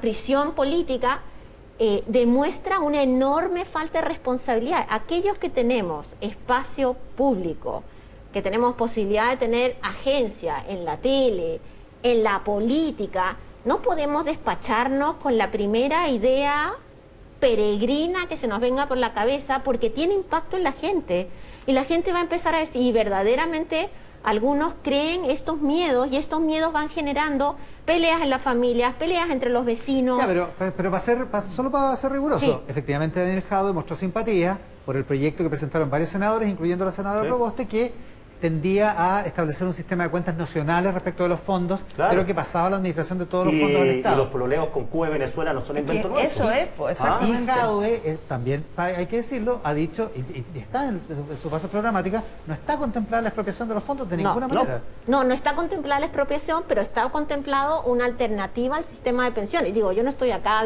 de embajadora de Jadwe, pero lo que creo No, sí, es para dar la información que es existe. que la sociedad Versus tiene... lo que se cree. Una de las cosas más interesantes de lo que está pasando es que cuando construimos sociedades tan divididas, al final del día la solución es una solución violenta. Y lo que necesitamos es escucharnos y conversar. Y la solución no es tirar la mesa, cerrar todo, irnos, sino al contrario. Y las pequeñas señales ayudan. Y creo que en ese sentido la señal del 100% de Jadwe, de Giles, de quien sea, es una mala señal. Pirincho, antes que nos vayamos al corte. Sí, a mí me parece que lo que refleja este debate es una cuestión que hemos planteado varias veces y una cierta disociación entre el debate y la discusión que se da en una élite y lo que realmente le está ocurriendo a los ciudadanos. Hemos traído más de alguna vez a colación esta frase de confundir la opinión pública con la opinión publicada. Yes. Y a mí me parece que en ese sentido yo más bien estoy optimista, te diría. Yo siento que vivimos un momento profundamente político en el mejor sentido de la expresión, donde los ciudadanos nos sentimos mucho más protagonistas que testigos de este proceso, que entendiendo la importancia que tienen nuestros representantes nos dotamos de toda la confianza y nos olvidamos de los asuntos públicos hasta que venga la próxima elección. Hemos entendido que la política es algo demasiado importante para dejársela solo a los políticos profesionales. Y a propósito de lo que estábamos discutiendo hace un rato, América Latina es un buen ejemplo, fíjate, de cómo las peores tragedias fueron siempre antecedidas de un momento donde los ciudadanos se retiraron del espacio institucional y dejaron en manos de pocos decisiones que nos conciernen a todos. Cuando uno lo mira de esa perspectiva, el proceso que viene, con todos sus riesgos, con todas las preguntas sin responder, no puede ser sino esperanzador, en el sentido de una deliberación lo más amplia y colectiva posible para que cada uno de nosotros sienta que está construyendo algo propio. Cuando alguien construye algo propio, respecto de eso genera lealtad, obligaciones, deberes. Fíjense, palabras que no pronunciamos hoy día en el debate público, lealtad, obligaciones y deberes. Y cuando uno mira incluso el resultado del proceso electoral, con todas las medias verdades, con todos los fakes que se han puesto sobre la mesa, con todos los miedos, con todos los prejuicios, lo que acabamos de elegir es un espacio de hombres y mujeres que se parece mucho más a Chile de lo que se parece cualquier otra instancia de representación popular. Y por lo tanto, de esa perspectiva, no puede ser sino, me parece a mí, esperanzador lo que viene. Les propongo que hablemos a la vuelta, podemos terminar este tema al regreso y también hablar sobre el matrimonio igualitario, el punto de discusión, pero también los efectos políticos que ha provocado, tal como lo planteaba María José Nodón al inicio de este bloque, junto con Lucía Damer, con Quique Mujica y con Jorge Pirincho Navarrete, los cuatro conversando sobre actualidad y política esta mañana acá en Mesa Central. José, al principio del debate decía que lo más importante había sido la cuenta pública y el matrimonio igualitario. Empecemos a desmenuzar el matrimonio y los efectos políticos. Sí, es que eso es lo que yo planteo. O sea, yo creo que aquí hay dos cosas que son importantes. Una que es la política pública, o sea, la decisión sobre el matrimonio igualitario, que a mí me parece que es un debate que este país tiene que tener y con el que no creo que nadie tenga ningún problema, digamos, de hacer el debate. Y por tanto, está bien, está bien. Ahora, el asunto que a mí me preocupa y el que yo quisiera como dedicarle tiempo es a por qué lo hace el presidente Piñera en ese momento, en esa oportunidad y en esas condiciones. O sea, sin que sus ministros sepan, sin que los partidos sepan, en un momento además de una sensibilidad enorme. Entonces, ayer Francisco Covarrubias, justamente en una columna del Mercurio, ponía como varias alternativas, ¿verdad? Y esas alternativas tenían que ver con una cosa estratégica, de favorecer a un candidato u otro, tenía que ver también con convicciones personales, y uno podría, bueno, eventualmente, ¿no es cierto?, tomar esa. Pero a mí lo que me produce mucha como suspicacia es como la sensación de que se vuelve a poner sobre la mesa el hecho de que al presidente Piñera parecería que lo personal le es más relevante que lo colectivo. Entonces, uno ve esta decisión... que termina precisamente con esa frase. Entonces, eso es. Entonces yo veo, a ver, en este momento, candidato, el que sea de derecha, necesita la unión del sector. En este momento en que está cuestionada la derecha de muchas partes, o sea... Creo que esta opción, por lo que yo creo, por mi legado, pónganle el nombre que quieran, por el legado, por mis convicciones, por lo que yo le... No es el momento. Y entonces un presidente que va por lo individual y no lo colectivo, me parece que complejizan mucho las decisiones en adelante. ¿Por qué lo hace el presidente? A ver, yo creo que hay que hacer un poquitito de historia. Nadie se asuste muy rápido, además la historia tampoco es muy larga. Piñera gana esta elección básicamente con 3 promesas. Echar para atrás las reformas que había iniciado Bachelet, recuperar económicamente el país y la clase media protegida. A 2 años, la verdad es que no teníamos ningún acuerdo de contrarreforma significativo. La recuperación económica nunca llegó y el presidente no le podía echar la culpa al contexto internacional porque le había negado esa excusa a Michelle Bachelet. Y cuando el presidente intentaba recuperar algo de protagonismo con el cambio climático, el liderazgo internacional, la APEC, COP25, viene el estallido social y el gobierno políticamente se acaba. De ahí para adelante empieza un periplo de más sombras que luces y la pandemia irrumpe como la última oportunidad de recuperar un cierto legado que tenía el presidente Piñera, cuyos efectos económicos y sociales terminaron por devastar la idea de esta democracia, de esta clase media protegida. ¿Por qué cuento esta historia? Porque yo tengo la impresión de que el presidente intentó repetir un libreto. Y así como lo de los cómplices pasivos, en el último año de su mandato, que con algo levantó la nariz, se granjeó un poquitito de simpatía a sus adversarios, ahora creyó que con un anuncio de esta naturaleza iba a lograr el mismo efecto.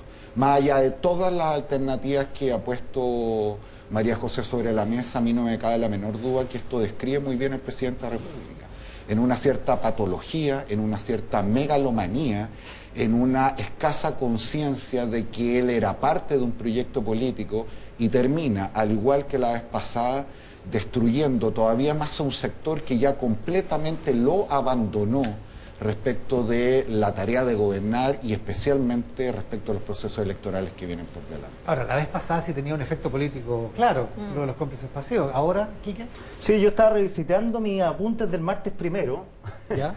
después del anuncio, empecé a reportear esto dentro de la UDI y hablé con gente de la UDI para ver cuál era su interpretación de esto. Y las cosas que salieron era que uno era un exocet contra Lavín, ellos tenían más o menos claro, o la interpretación de ellos era que esto era contra Lavín, que los perjudicaba mucho, no tanto porque dentro de la UDI hay posiciones a favor del matrimonio igualitario. Si lo que me explicaban es que la gente que vota por la UDI, una buena parte, está en contra de esto, que es el voto de los sectores conservadores católicos y el voto de los evangélicos. Entonces, dice, bueno, ellos se van a ir con José Antonio Kast, esa es la interna. Y lo otro que te comentaba en la radio, Iván, también, era cierta incomprensión del personaje Piñera. O sea, Porque claro, todos lo definen como un lobo solitario, está muy dañado, además lo dejaron solo, digámoslo también, pero una cierta incomprensión ya uno habla con 3 personas y cada uno tiene una interpretación distinta porque lo hace, el corazón infantil, que lo quieren, que no sé qué. Entonces al final uno dice, bueno, llevamos 8 años de gobierno de Piñera prácticamente y hay un sector de la UDI que ha estado con él los 8 años y que todavía no logra interpretarlo. Es como si la DC no hubiera interpretado a Patricio Elwin, el socialismo no hubiera interpretado a Ricardo Lagos. Entonces... Sí, pero hay una diferencia fundamental, Quique. Yo creo que incluso mediante lo que ocurrió el año 99, en que Lavín estuvo a menos un voto por mesa de ganarle a Ricardo Lagos Escobar, Sebastián Piñera se transformó en la única oportunidad que tenía la derecha en democracia de llegar al poder. Porque no era el único cómplice no pasivo. Y de hecho... Claro. Y de hecho, Era cómplice pasivo. Claro, Y era de el hecho- único que había quedado fuera de lo que él mismo definió. Claro. Y por lo tanto, suponer que había un desconocimiento del personaje, que incluso muchas veces ha sido tratado como una suerte de advenedizo, que el año 89 fue a golpear las puertas de la democracia cristiana para ser senador por Santiago, que cuando eso no ocurrió termina de jefe de campaña de Vigi. Es decir, hay un sentido profundamente práctico en la derecha que ha acompañado su historia, que llevó a apoyar a Piñera, pero que nadie se declare ahora sorprendido. Lucía. No, pero es que a lo que voy yo pero es que, a ver, si hace un símil uno ahora de lo que estábamos hablando, creerle o no creerle, porque me apuntaba un dirigente de la derecha, bueno, dicen, Jadwe dice algo y no lo cumple, Piñera dijo, nunca voy a hacer el matrimonio igualitario, y ahí estamos, incluso pidiendo el voto a sectores Sí, pero- para Bueno, pero- ganarse eso. Pero eso no será que, nuevamente, el mundo político vive en una burbuja y el país sale por otro lado, entonces cuando se dan cuenta y voltean... Y la mayoría está a favor del matrimonio Por igualitario. eso, o sea, hoy La gran día mayoría. decir que estás en contra del matrimonio igualitario, yo creo que te genera una situación, lo que conversábamos hace 2 semanas, de trinchera total, ¿cierto? Entonces, a ver, a mí no me sorprende, un poco en la línea de Pirincho, no me sorprende que el presidente haga esto. 2, la venganza siempre se sirve en plato frío y habrá que ver de quién se está vengando en esta ocasión específicamente.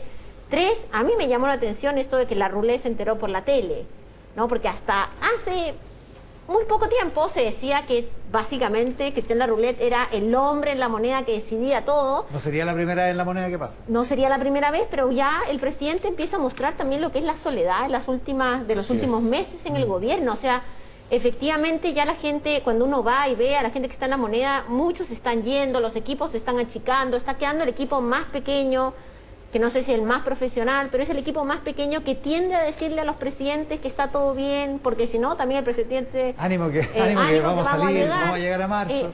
Y en ese sentido me parece importante, sí, yo creo que en ese sentido Ganó la sí. agenda, se tomó la agenda. Se tomó la dominó agenda. totalmente la semana. Se Oye, a tomó la propósito, agenda. Sí, pero- a propósito de la agenda, solo una cosa es que nos escribió Quique por Twitter la diputada Giles, Sí. le mandamos saludos por supuesto, que solicita consignar que hay un solo proyecto por retiro de 100% del que soy autora. El supuesto de Alessandri, el diputado UDI, es imaginario, no ha presentado nada y es improbable que un UDI desarme el corazón del sistema que son las AFP. No le cree la intención Ya. que manifiesta la diputada Giles, pero está hecha la aclaración. Consignado. Porque efectivamente es verdad. así. Hay un solo proyecto presentado, lo de Jorge Alessandri es una idea. Perdón, María José. No, yo lo mío súper corto. Yo creo que, sinceramente, cambiar de ideas es parte de la evolución del pensamiento humano. Por tanto, que Piñera pensara una cosa hace 2 años y ahora otra, a mí me parece que eso es perfectamente lícito y no tengo ningún problema con eso. El punto es el sentido práctico de las decisiones que uno toma cuando es presidente de la República y cuando es el líder de una coalición, por mucho que lo hayan abandonado, pero sigue siendo el líder de una coalición. Que espera, me imagino que espera entregarle... Exactamente, que la banda estamos presidencial jugando, a alguien a la de su coalición. política. Esto no es una ONG, O a lo esto mejor es ya abandonó política. la idea. A lo Bueno, mejor. no lo sé, si es el líder pero de si la la abandonó, coalición. no, Pero a mí no ese- me Da importa. uno, da uno. Ese Pero sería espere, su yo no legado. creo que él crea que tiene el camino hecho para llegar, para nada.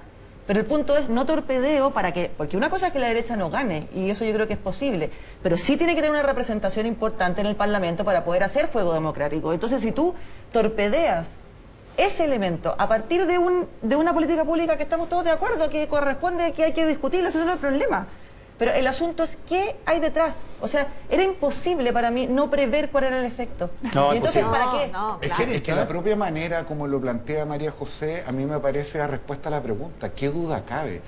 Todos tenemos la posibilidad de cambiar de opinión y bienvenido sea. bien. La pregunta que honestamente tenemos que hacernos, ¿alguien cree aquí en este panel o quien nos está viendo en sus casas Que esta decisión fue fruto de una profunda reflexión de carácter político pues, y por moral supuesto que no. que llevó al presidente de la República a darse cuenta de la dignidad que requieren personas que quieren tener una relación y el Estado no la ampara de ninguna manera o de la manera más satisfactoria. No.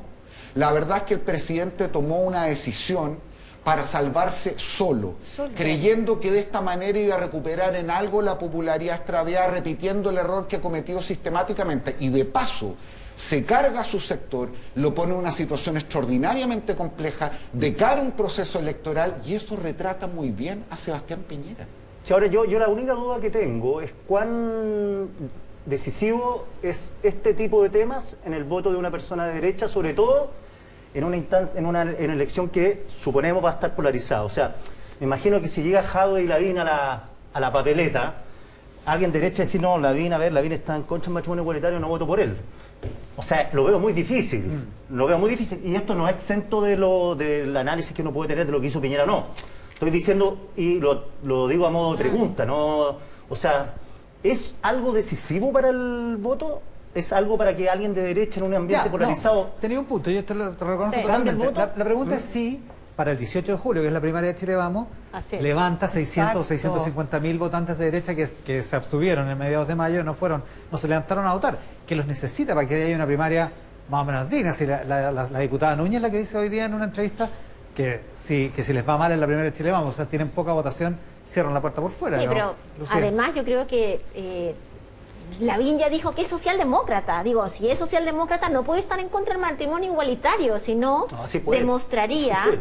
su Todo se completa puede. y total falta de... Efectos legales para las uniones de un mismo sexo, digamos, que tengan los mismos derechos en todo, salvo para la palabra matrimonio, Claro. que él le parece que Pero ahí- tiene que tener alteridad sexual. Perdona, Pero ahí- pero eso no deja de ser extraordinariamente relevante, porque Estaba ahí parado. Ahí probablemente el reclamo que hay detrás justamente tiene que ver con eso. Así es. No tiene que ver con los efectos, las consecuencias, tiene que ver con la dignidad de que la sociedad me reconoce igual que otro y por lo tanto no está dispuesto a ocupar una palabra distinta a la que ocupa respecto a los heterosexuales, respecto de las parejas del mismo sexo. Totalmente. Eso que Lavín dice que es una cuestión menor, eso es lo más relevante. Y además va al centro de la diferencia entre el Estado y la Iglesia.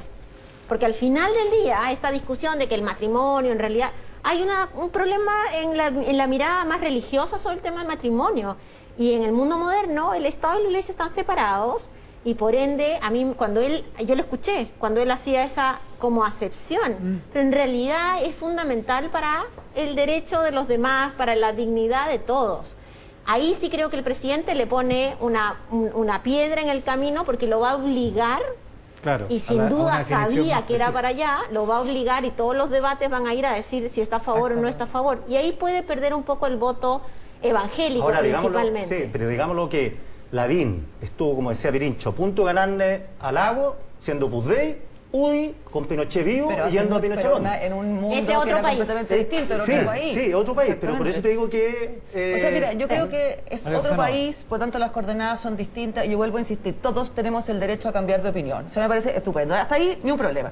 Ahora, el asunto es que yo creo que esto genera una mayor inestabilidad en un mundo político ya inestable. Entonces, el punto es, está bien, es lo que decíamos antes, no nos podemos mover por el miedo, pero tampoco podemos ser ciegos. O sea, estamos en un momento en este país donde los riesgos existen, donde los problemas están.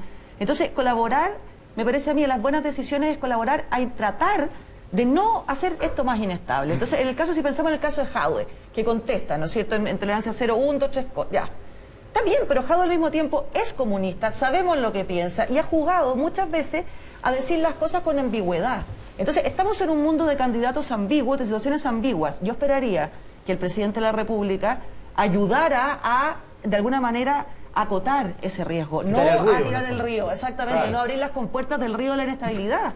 Al final es lo que termina pasando cuando los liderazgos son liderazgos que están basados en mirar las encuestas del día siguiente y en mirar el número de Exactamente. seguidores con a favor o en contra. Exactamente. Es lo mismo que conversamos acá en el affair Jadwe, Boric y Pablo Narváez, que al final era una locura el Twitter, todo el mundo mandando mensajes que terminan complejizando la conversación y polarizando a la gente.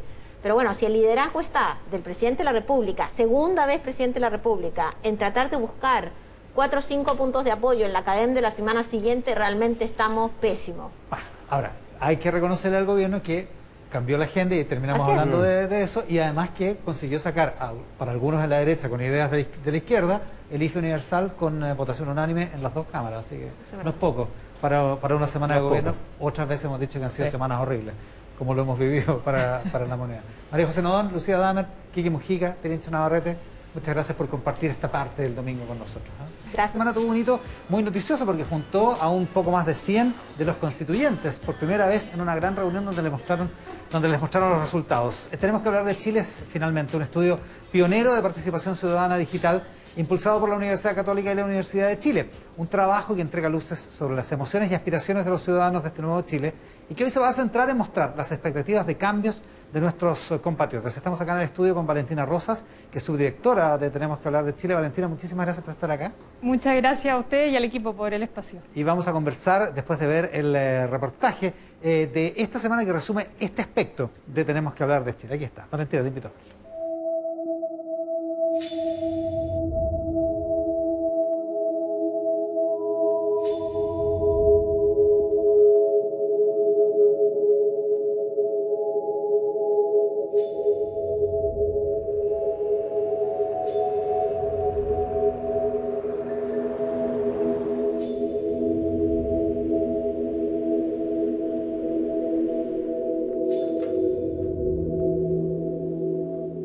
Mi nombre es Mireya Zavala, tengo 57 años, tengo una hija de 27 años.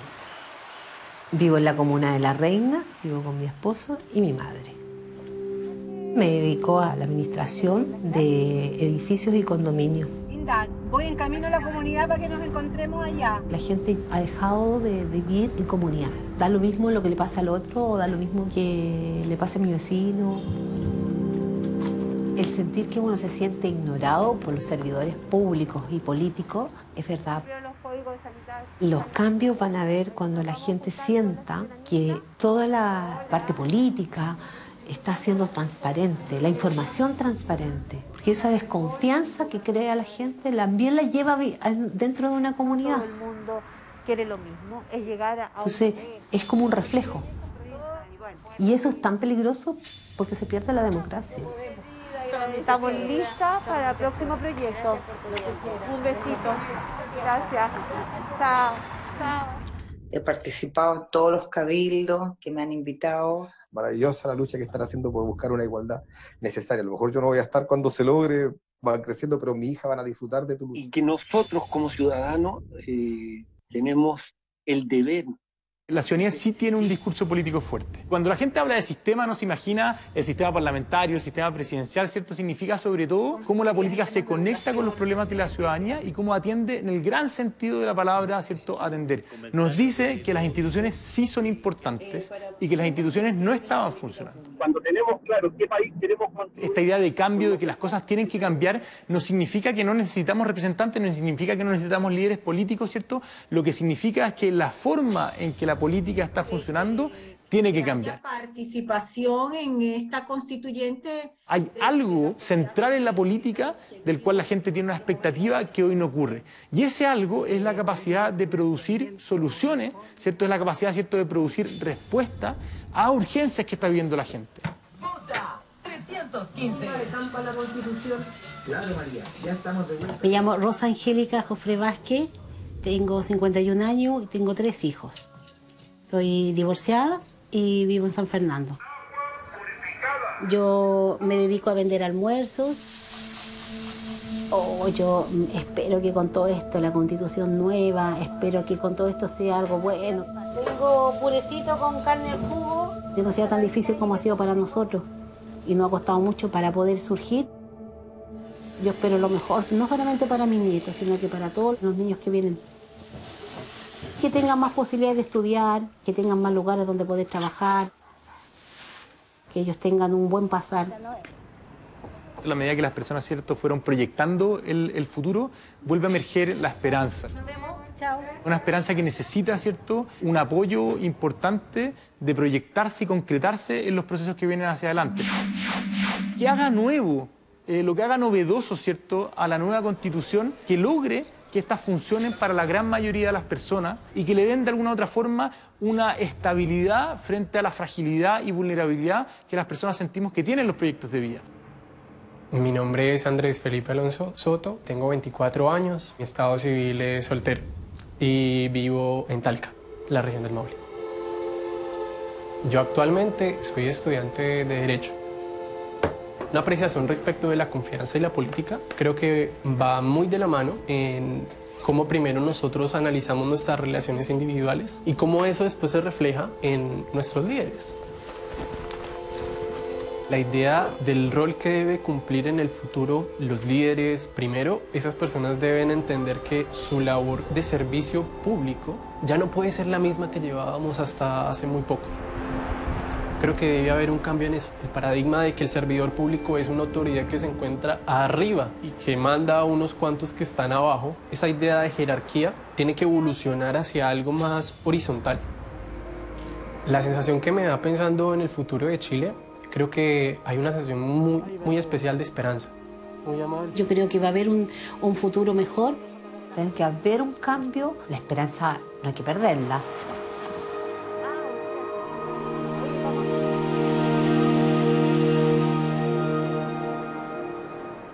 El trabajo de La Ventana Cine para ir resumiendo algunas de estas cosas que son ideas abstractas. A veces cuesta resumirlas, Valentina. De hecho, ustedes le hicieron un resumen, una entrega a, no sé cuántos fueron, 107 al final. 107 convencionales. De los convencionales que se juntaron este jueves con la gente que Tenemos que Hablar de Chile. Una cuestión que resultó bien, ¿no? Importante. Sí, resultó muy bien. Nosotros quedamos muy satisfechos. Era parte de nuestro anhelo de cumplir la promesa con los participantes que sí confiaron en este espacio, que validaron este espacio, que fueron miles, de contarle cuáles eran sus anhelos, cuáles eran sus sueños a la clase política, quienes toman las decisiones. Parte de estar acá es también esto con los medios, con las ONG y por supuesto con los convencionales. Era una parte importante de ese trabajo y hubo en general muy buen ánimo, muchas ganas de dialogar, de aprender, de estar dispuestos a empezar este proceso lo antes posible. Claro, porque lo que se hace en el fondo con esto es escuchar. Es escuchar a esas personas, ¿no? Claro, los diálogos que nosotros hicimos era fundamentalmente su proceso de escucha mutua. No queríamos hacer una encuesta que es más bien una forma de agregar preferencias. Queríamos entender qué es lo que queremos en este nuevo Chile, pero también poder escucharnos mutuamente sobre esas distintas realidades, sobre esos distintos Chiles que vimos. Y como vimos, hay muchas expectativas de cambio. Y eso pasa por la clase política, pero también por la forma en la que los relacionamos. Y como decía Mireia al inicio de este capítulo, todo eso afecta en la democracia. Claro, finalmente todo nos afecta. Cambios en quienes nos gobiernan o en quienes nos dirigen, en quienes nos lideran, pero también cambios en cómo nos relacionamos con quienes nos lideran, ¿no? Así es, por eso nosotros también creíamos muy importante este encuentro que hicimos con los convencionales, porque hay un anhelo de cambios en las lógicas en las que opera la política. Hoy día vemos que hay nuevas caras y la ciudadanía está muy esperanzada por eso. Bueno, hay nuevas caras, particularmente en la convención, digamos. Claramente. Pero eso nos trae nuevas formas de dialogar, eso nos trae nuevas formas de encontrarnos, de participar también nosotros como ciudadanos, y eso es parte de lo que desde el Tenemos que Hablar de Chile queremos empujar. Ahora, de alguna manera, Valentina, subyace en la convención una cierta promesa de que las cosas van a ser distintas, de que el diálogo va a ser distinto, ¿no? ¿Algo de eso se puede apreciar el jueves? Sí, de todas maneras. Nosotros, queremos entender de partida el proceso constituyente más allá de lo que ha pasado desde estas últimas elecciones y lo que van a desarrollar y a discutir estos 155. Creemos que ahí está el corazón, pero todos tenemos que acompañar este proceso que empezó mucho antes del plebiscito, y por eso creemos que no hay excusa para dejar de generar estos espacios de diálogo antes, durante y después, y ver esa disposición al cambio, a entendernos las distintas realidades, las comunes, las distintas edades, las distintas historias que trae cada convencional a esta mesa. Ya, hay un cambio como general, digamos, que propone ciertos bordes, que es la manera en cómo nos relacionamos con los líderes. ¿Qué otros cambios son relevantes y que se han detectado en este trabajo que Tenemos que Hablar de Chile? Bueno, vemos un anhelo también, un cambio institucional. Con el Estado, se habla mucho del Estado, donde se mezclan distintos conceptos, desde el presidente hasta las municipalidades, se mezcla mucho con la política, pero hay un cambio, un anhelo de cambio institucional importante. Hay una esperanza de que a través de este proceso constitucional, no solo en la discusión o el resultado de la Constitución en sí mismo, sino el proceso, la conversación social, pueda traer cambios en esas instituciones, y que finalmente la gente no discute si quiere un Estado más grande o más chico, o no al menos explícitamente. Es instituciones que les funcionen, instituciones que podamos entender el lenguaje, que podamos entender los tiempos, que funcionen al final para solucionar las necesidades de las personas. ¿Y Dan, hay alguna idea respecto de cómo se puede ejecutar o lograr un cambio como ese? Porque es un cambio bien sustantivo, es un cambio de lenguaje, es un cambio de método, es un cambio que involucra no solo líderes políticos, sino también burócratas en el mejor sentido de la palabra. O sea, es complicado, digamos. Sí, es complicado, la verdad. Muchas de las personas nos decían explícitamente, yo no sé cómo se tiene que hacer esto. Hay otros que tienen que hacer la pega, hay otros que están ahí. No sé pero cómo, esta es mi expectativa de cambio. Yo creo que si bien el camino es complejo y lo tenemos que decidir entre todos, tener claras las expectativas de cambio es fundamental y estamos en este proceso, hay que articularlos también entre todos. Lo que veíamos la semana pasada y esta semana también en las notas que de alguna manera resumen el estado de ánimo de Tenemos que hablar de Chile, de las conversaciones al interior del proyecto, da la impresión de que lo que está muy presente, muy en la epidermis, es la idea de una mejor vida, una vida más estable, más tranquila, más segura, en un cierto sentido, ¿no? Así es, hay una sensación muy importante de la vida, de los proyectos de vida como un castillos de naipes. Fondo castillos que hoy día están en pie, pero que se pueden caer muy fácilmente frente a un accidente, un hijo que se quiere cambiar de carrera, una enfermedad y tantas cosas que nos pasan a todos. Y sobre todo en situaciones como la que estamos actualmente, crisis sanitarias, crisis económica, cambios sociales y políticos. Entonces esa sensación de cambio, finalmente la gente quiere que cambien muchas otras cosas, sobre todo la política y las instituciones, para que sus propias vidas no cambien tanto. Y en los diálogos al interior de Tenemos que hablar de Chile, cuando decimos ojalá cambien las personas o cambien los modos de relacionarnos con los liderazgos políticos, efectivamente podía percibirse en estos diálogos que ocurrieron antes de las elecciones, lo que iba a pasar en las elecciones, particularmente de la convención, esto es una presencia muy fuerte, una preferencia muy fuerte por independientes más que por los partidos políticos tradicionales. Así es, efectivamente había una crítica muy transversal y muy potente a la política. Nuestra pregunta principal era qué cambiar, mejorar o mantener. No preguntábamos por la política en específico, pero una de las respuestas más comunes era necesitamos cambiar las lógicas de la política. Eso también nos dice que la política importa, que queramos hablar tanto de política, que tengamos tantas críticas hacia la política, es porque nos importa. Y nos importa también que hayan cambios que generen efectos en la vida de las personas. Y a propósito de eso, los participantes de estas conversaciones en Tenemos que hablar de Chile son gente que está muy motivada por la política, o sea, que siempre va a votar, en fin, que tiene esto como tema principal, o se motivó aquí gente que nunca antes habría hablado de política con otras personas, particularmente con desconocidos. Bueno, eso fue parte del esfuerzo que hicimos, de salir a buscar a quienes no necesariamente saben cómo hacerlo, han participado participaron personas privadas de libertad desde los centros penitenciarios, que normalmente no tienen la oportunidad ni de votar. Y por lo tanto, había de todas las posiciones políticas, hicimos un análisis de los conceptos políticos que utilizaba la gente. No más del 16% usa conceptos políticos, pero la conversación finalmente es sobre política. Nuestra invitación era a conversar sobre política. ¿Cómo no más del 16% usa conceptos? Hicimos como un diccionario de 700 palabras bien cargadas políticamente, la que usan los políticos también. Hicimos ese análisis con nuestros registros y el 16% de los registros coinciden más o menos. Entonces, obviamente es una conversación que tiene mucho de política, pero que no necesariamente es con los mismos lenguajes o las mismas lógicas que la clase política está normalmente debatiendo en el Congreso o los matinales. Ahora, déjame volver a lo del jueves pasado, porque había alguna crítica, por ejemplo, los convencionales del Partido Comunista que no quisieron asistir porque no quieren ser pauteados o no quieren, en fin, da la impresión de que quieren mantener una cierta independencia y no quieren como meterse en las lógicas de siempre que instituciones centenarias como la Chile y la Católica, las universidades, de alguna manera promueven o representan. ¿Cómo se tomaron ustedes eso y esa opinión y esa ausencia de los convencionales del Partido Comunista? ¿Y cuál es el espíritu en que se entrega esta información a los convencionales? Bueno, las legítimas críticas y resquemores es algo con lo que nos hemos encontrado desde el inicio también. Lo que pasó con el Partido Comunista es parte de lo que también veíamos cuando invitábamos gente en junio del año pasado a participar. A veces desconfianza, a veces resquemor, a veces otras cosas también de otros constituyentes que ahora no fueron, como no tienen el tiempo, no tenemos la mejor conexión, no tenemos alfabetización digital. Hay tantas excusas legítimas y resquemores. Creemos que al final esos resquemores, la mejor forma de trabajarlo es seguir generando, ofreciendo, convocando a espacios de diálogo. Ese fue nuestro afán en esta reunión, más que nada poner a disposición lo que nosotros aprendimos, lo que nosotros generamos y lo que escuchamos también en este proceso. Algunos han usado la palabra pautear, antes rodear, para nosotros la verdad es acompañar, el proceso constituyente. Ustedes no están en la idea de rodearla con la conferencia. Valentina Rosas es la subdirectora del proyecto Tenemos que hablar de Chile. Valentina, muchas gracias por estar con nosotros hoy día. Muchas gracias por el espacio. Además, manda saludos a Linares, que candidatos que llegan a la segunda vuelta. El próximo domingo vamos a estar viviendo la segunda vuelta de gobernadores regionales. Se hace esto en 13 de las 16 regiones. Hay 3 regiones en las que esto se resolvió en las elecciones de mediados de mayo.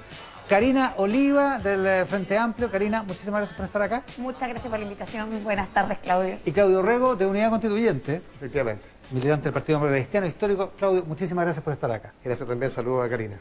Ya, han debatido bastante en los últimos días y en las últimas horas ha salido el tema de los apoyos, que en realidad, en rigor, es obvio que necesitan 2 candidatos que llegan a la segunda vuelta, particularmente una elección compleja como la de la región metropolitana, que tenía por lo menos 6 candidatos. Karina Oliva, ¿por qué buscar el apoyo del Partido Humanista y de Pablo Maltés, que fue el candidato que salió quinto en esta elección?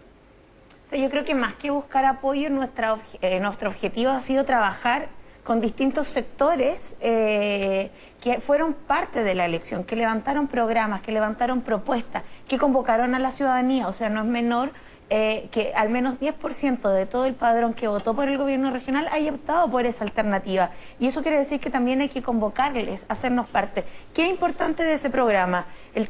Que lo hemos conversado, el tema de derechos humanos, el tema de del resguardo medioambiental. Y aquí no se trata de un tú a tú, de persona a persona. Aquí se trata de cómo construimos y ampliamos sectores que además son sectores que históricamente no habían participado de la elección. Me refiero a las comunas, por ejemplo, del Distrito 12, que apoyaron fuertemente ahí. Yo creo que eso es muy importante como refrendarlo. Que cuando uno hace estos gestos tiene que ver con la ciudadanía, no con las particularidades. Yo, es más, soy profundamente crítica y siempre lo he sido de las formas en que han actuado o cómo se ha hecho la política de esta dupla. Sin embargo, creo que yo creo que uno de los errores políticos es seguir pensando que la política está hecha solo por los rostros que están en la palestra, no de quienes construyen la política atrás, que hay también en ciudadanía. ¿No le es tan fuerte el simbolismo detrás de Pamela Giles y Pablo Maltés como para obviar esos votos? Es que nosotros, o sea, yo creo que ni Pablo ni Pamela son los dueños de los votos. Uno hace un mensaje directo a quienes quiere convocar. Y yo creo que aquí uno tiene que ser más, mirar incluso, después de todas las diferencias que hemos tenido, en las que yo he sido profundamente crítica y muy dura muchas veces, el gesto de humildad de decir, ¿saben qué? Los voy a apoyar, te queremos apoyar, creemos que eres la mejor candidata para este momento. Y eso también requiere de no tener la soberbia para decir gracias.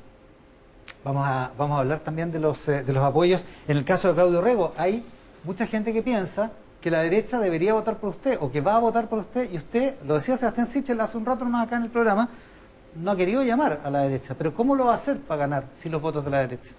Bueno, buenas tardes, Iván. En esto nosotros hemos tenido 2 discursos. Hemos tenido solo un discurso. Nadie es dueño de los votos de las personas. Nosotros creemos profundamente en la dignidad de la conciencia de cada persona que votó por otros candidatos y dijimos desde el día 1, desde el mismo día del recuento, que íbamos a hablar con cada una de esas personas. No íbamos a cambiar el programa ahora para ganarnos el voto. En temas medioambientales o en temas de seguridad, nuestra propuesta está clara, se ha construido con la participación de la gente en seguridad, en recuperación económica, en medio ambiente, y eso ha hecho que muchas personas nos den la confianza. O sea, el otro día Marian Miller, que claramente no votó por mí en primera vuelta, dice, mira, yo te voy a apoyar a ti, no porque yo haya hecho una conversación con la candidata, porque yo no he hablado con ningún candidato ni tampoco con ningún partido, sino porque creen que somos la alternativa, uno, que se ha preparado más, que tiene propuestas más concretas, pero además que hay una coherencia entre lo que hemos dicho y lo que hemos hecho.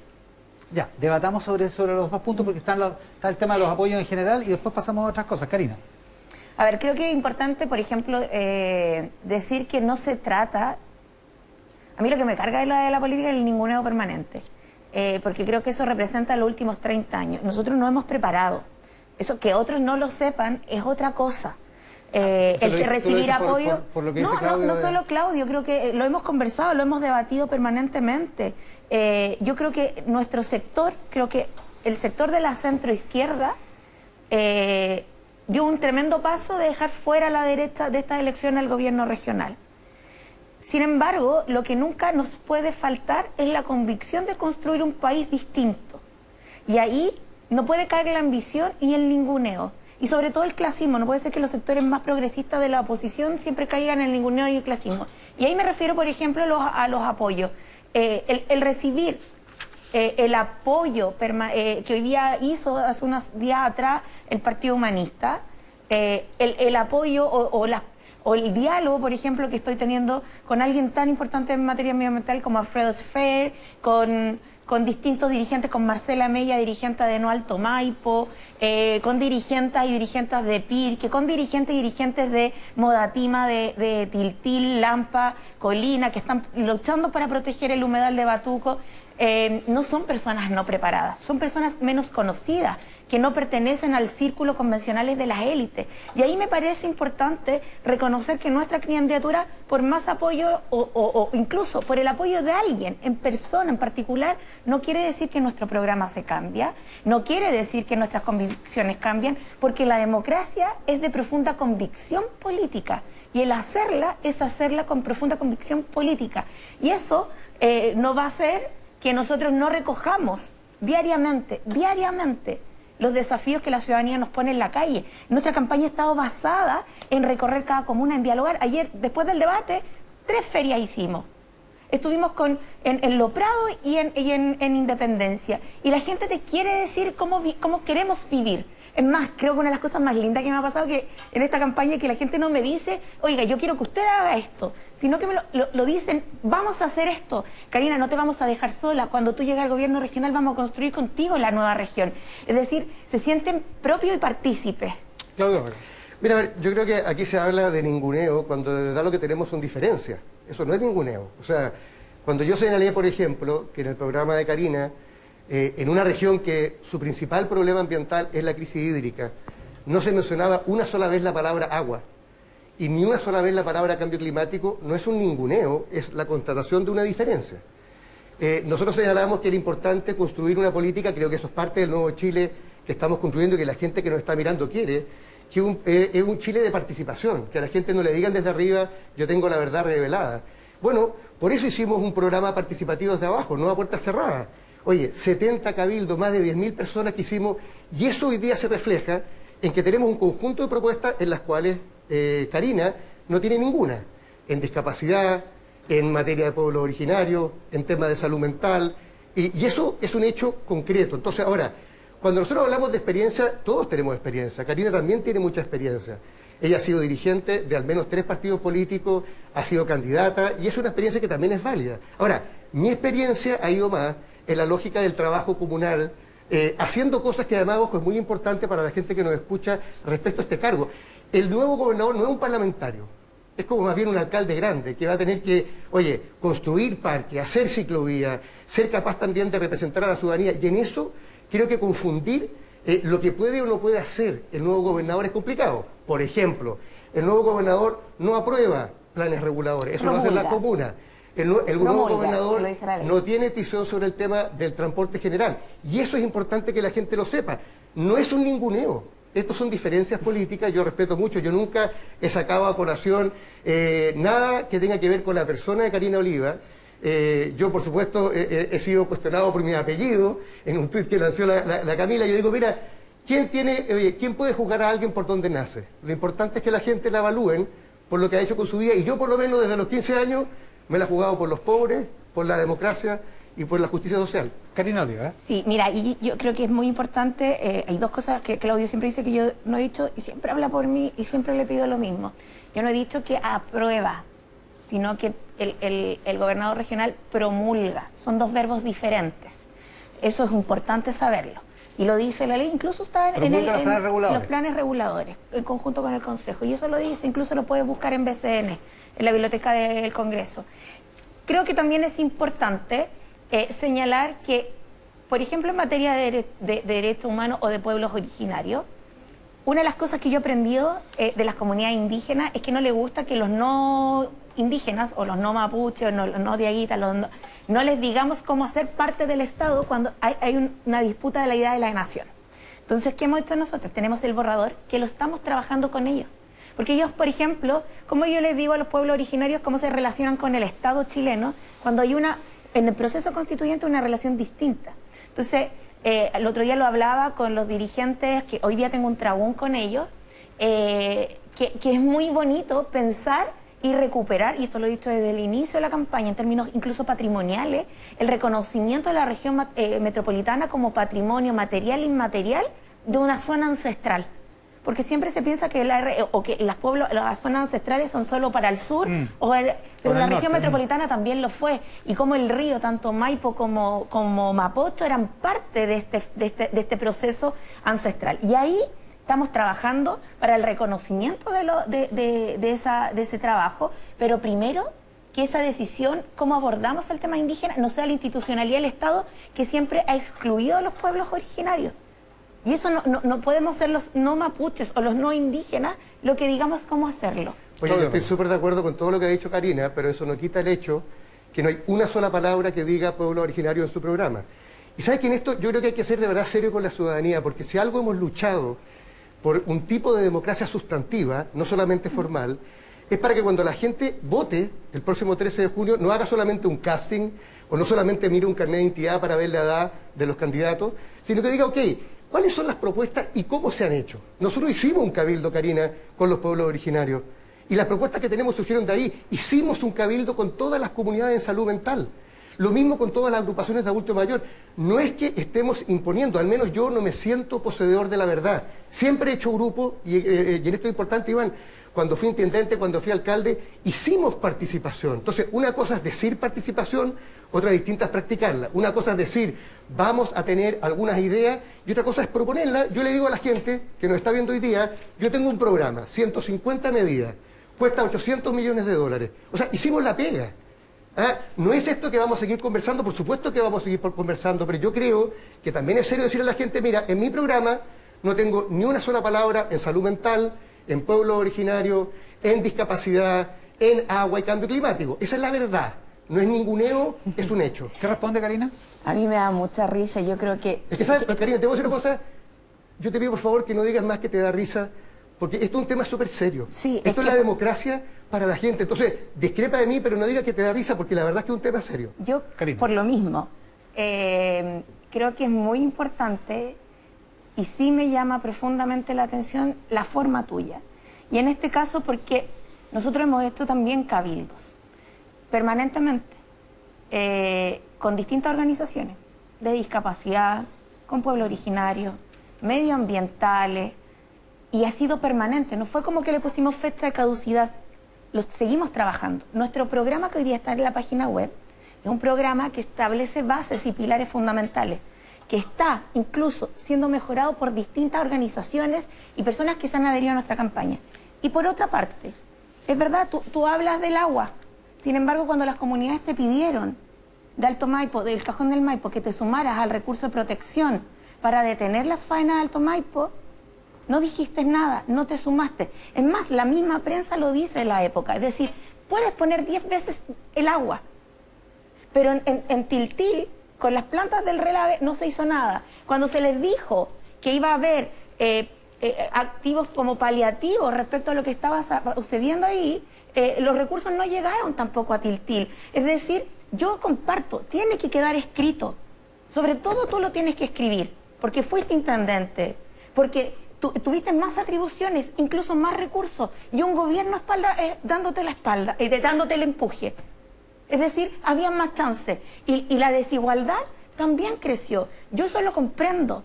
Pero eso no quiere decir, cuando digo ninguneo, es cuando tú dices que nosotros no hemos tenido cabildo, que no elaboramos propuestas, que no generamos gestión, y sí lo hacemos. Solo que no lo hacemos con los tecnócratas de siempre. También lo hacemos con la ciudadanía. Bueno, que una cosa es una falta de respeto, Karina, a los más de 10.000 vecinos comunes y corrientes que participaron en nuestros cabildos. Yo lo invito a la ciudadanía, no que le crea a Karina o a mí, que se meta, que vea los programas. Yo tengo enunciado todos los cabildos que hicimos, los 70 cabildos, me gustaría saber cuáles son los de ella. Ahora, quiero hacerme cargo de algunas cosas que ha dicho Karina, sí, claro, porque en esto porque le es saca, muy porque importante. Le saca en cara que usted fue intendente. Oye, o sea... no, aquí se han dicho muchas cosas que no son verdad. Y creo que es importante. Primero, que nosotros habríamos apoyado Alto Maipo. Alto Maipo se aprobó el año 2009 cuando yo era alcalde. Después se dice que yo rechacé un recurso. No es cierto. El el intendente de la región. Es importante saber las atribuciones de los cargos, porque eso demuestra también conocimiento de los cargos. El intendente no rechaza o aprueba un recurso, eso lo hace un tribunal ambiental. Lo que nosotros entregamos fue un informe técnico de la superintendencia que decía que no había contaminación de aguas en el río Maipo. Ojo, esto es bien grave porque no era sobre Alto Maipo, era sobre la contaminación de la agua. Y haber aprobado, en el caso de ser cierto, habría que haberlo hecho. Pero no era cierto y de hecho el Tribunal Ambiental desestimó ese recurso. Y tercero, respecto al tema Tiltil, digamos las cosas por su nombre. En el caso Tiltil, eso fue determinado en 1994 por el Plan Regulador Metropolitano como una zona de sacrificio, como se dice hoy día. Ahí está, se instalaron muchas plantas durante mucho tiempo y lo primero que nosotros demostramos cuando asumimos como intendente era que no se hacía la pega de fiscalización que no nos correspondía a nosotros, Karina, porque para eso hay una superintendencia de medio ambiente. ¿Y saben lo que hicimos? Fuimos con el alcalde entonces a fiscalizar nosotros, llevamos a los superintendentes y logramos que los tribunales cerraran la planta de Portland, que era una planta de cerdo que contaminaba. Hicimos exigencias con la gente de KDM. Entonces, mira, una cosa es decir que hay problemas en la región, por Dios que hay problemas. Otra muy distinta es que toda la causa de los problemas tiene que ver con el señor Claudio Rego, cuando al menos yo puedo dar cuenta de las cosas que sí he hecho. O sea, si tú me preguntas a mí, ¿qué hicimos en materia de combatir la masa, la basura? ¿Qué hicimos en materia de agua potable rural? El tema del humedal de Batuco, ¿tú sabes cómo fue? Nosotros nos hicimos parte para sacarlo de un privado y que la Fundación San José de Maipo hoy día lo administrara y se está protegiendo. O sea, estos son hechos, no discursos. Yo creo que la mejor manera de recuperar la confianza de la ciudadanía en la política es con hechos, no con discursos y mucho menos con falsedades. Karina. Sí, a ver, incluso lo de humedal de Batuco creo que no es tan sencillo. La Fundación San José de Maipo incluso tiene generalmente un trabajo que ha abordado, que se está buscando y que aquí, por ejemplo, los dirigentes de Modatima de Batuco, de Lampa, están solicitando que no solo se entregue las 300 hectáreas que son las que se están protegiendo hoy día, sino que se avance a las 600. Y que ahí incluso no haya, se ha hecho denuncia, ha llegado la PDI varias veces a la zona, porque no se están generando las condiciones. Una cosa es cómo se hace traspaso. Creo que es importante que las comunidades se sientan mucho más partícipes, Claudio. Y cuando yo hablo de el desestimar el recurso, no estoy diciendo que tú no lo sancionaras. Yo no estoy diciendo que tú tenías que hacerlo, sino de cómo te ponías del lado de la ciudadanía con algo tan importante como lo que ocurre en San José de Maipo. Lo han dicho los mismos habitantes de San José, de San José de Maipo, que no quisiste... desestimaste el recurso de protección. Pero yo creo que esta cosa es bueno, nuevamente, tener opiniones personales, pero no hechos personales. Ese recurso no era un recurso sobre Alto Maipo, era un recurso específico sobre la contaminación de aguas del río Maipo, que además abastece el 70% del agua de la región metropolitana. Y la superintendencia, los organismos técnicos y el tribunal dijeron que eso no era efectivo. Nunca fue un debate sobre Alto Maipo. Ahora, nosotros sí hemos puesto el tema del agua porque creemos que se requiere hoy día como nunca un estudio de saturación de la cuenca del Maipo, reevaluar el tema del cambio climático precisamente porque la isoterma cero, que es donde empieza a nevar, hoy día ha ido subiendo, y tercero, inclusive hemos dicho que hay que reevaluar Alto Maipo de acuerdo a las nuevas circunstancias. Pero nunca en mi historia, Karina, nunca me he pronunciado, a favor de Alto Maipo porque no me correspondía. Cuando eso ocurrió, yo estaba peleando contra la planta de Metrogas en Peñalolén, que gracias a Dios nunca se ocupó, y en una de esas, Alto Maipo nunca se ocupa. Ya, hablemos de la significación política que tiene esta elección. Usted se metió en un enredo con el candidato presidencial del Frente Amplio, con Gabriel Boric. ¿Es su candidato presidencial o no? O porque usted dijo el otro día que le gustaba Jadwe, también Boric, que critica por los dos. ¿Cómo es la cosa? Yo lo he dicho infinitas veces. Yo soy la candidata al gobierno regional de Apruebo Dignidad. Y acá, Apruebo Dignidad tiene una primaria. Y yo estoy trabajando para la primaria con los dos. El candidato del partido de Gabriel Boric. El candidato del partido de Gabriel Boric. ¿Qué es su partido? Pero hoy día yo solicité y hablé con ambos de que yo iba a trabajar sin atrincherarme con nadie, sino que iba a trabajar para que la primaria crezca. Y voy a hacer campaña, y he hecho campaña tanto como con Gabriel Boric como que con Daniel Jadwe. Porque creo que es importante que fortalezcamos esta alianza. ¿Y cómo le cayó lo del 1.000.000 de votos de Gabriel Boric? Que él no aceptaría ni por 1.000.000 de votos el apoyo de Pablo Maltés. En realidad creo que eso es chimuchina. Yo más bien estoy contenta porque Gabriel sigue trabajando con... Yo creo que aquí hay que ponerle énfasis a lo que nos importa hacer como Apruebo Dignidad. no hacernos cargo de lo que nos gusta del otro. Yo creo que eso no eleva el debate. La tesis de que esta elección puede ser como el naranjazo del 64, hoy día lo decía Pablo Longueira en una carta en el Mercurio, esto es que si gana Karina Oliva, lo que hay aquí es una especie como de anuncio de que esto puede pasar más adelante en noviembre. ¿Cómo lo ves, Claudio? Mira, yo creo que desde el día 1, Iván, muchas personas, entre ellas también Karina, ha tratado de que esta sea una elección suerte de primaria presidencial, es decir, los candidatos presidenciales de un lado versus los del otro.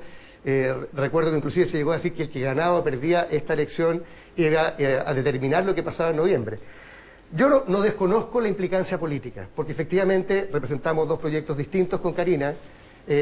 Nosotros claramente un proyecto de cambio social y justicia social, con gobernabilidad, con respeto para todos, y yo creo que eso la gente lo entiende. Ahora, dicho eso, no nos perdamos. La gente que nos está mirando ahora, al final del día, independiente por quién votó, si por Maltés, por Ñuañant o por Parot, va a decir, ok, mi candidato no pasó a segunda vuelta, mi candidata no pasó a segunda vuelta, ¿quién me da más confianza de que va a llevar a cabo un plan de desarrollo de mi región y de mi territorio mejor? Y yo creo que eso va a prevalecer. ¿Y sabes por qué lo digo? No lo digo así como...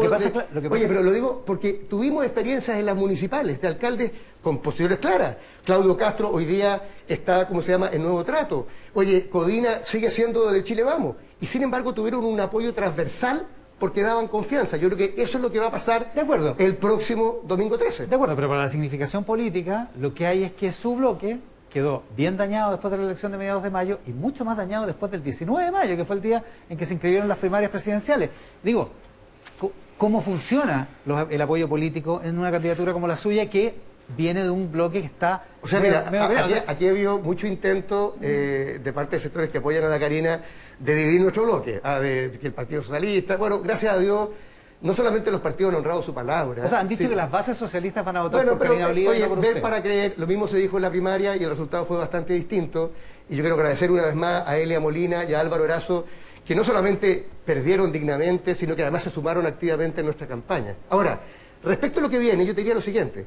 El bloque de Unidad Constituyente, que es el bloque de partidos que me apoya, están todos detrás de la candidatura. Pero esta elección no se va a definir por una ingeniería electoral de los partidos, ni siquiera de los candidatos presidenciales.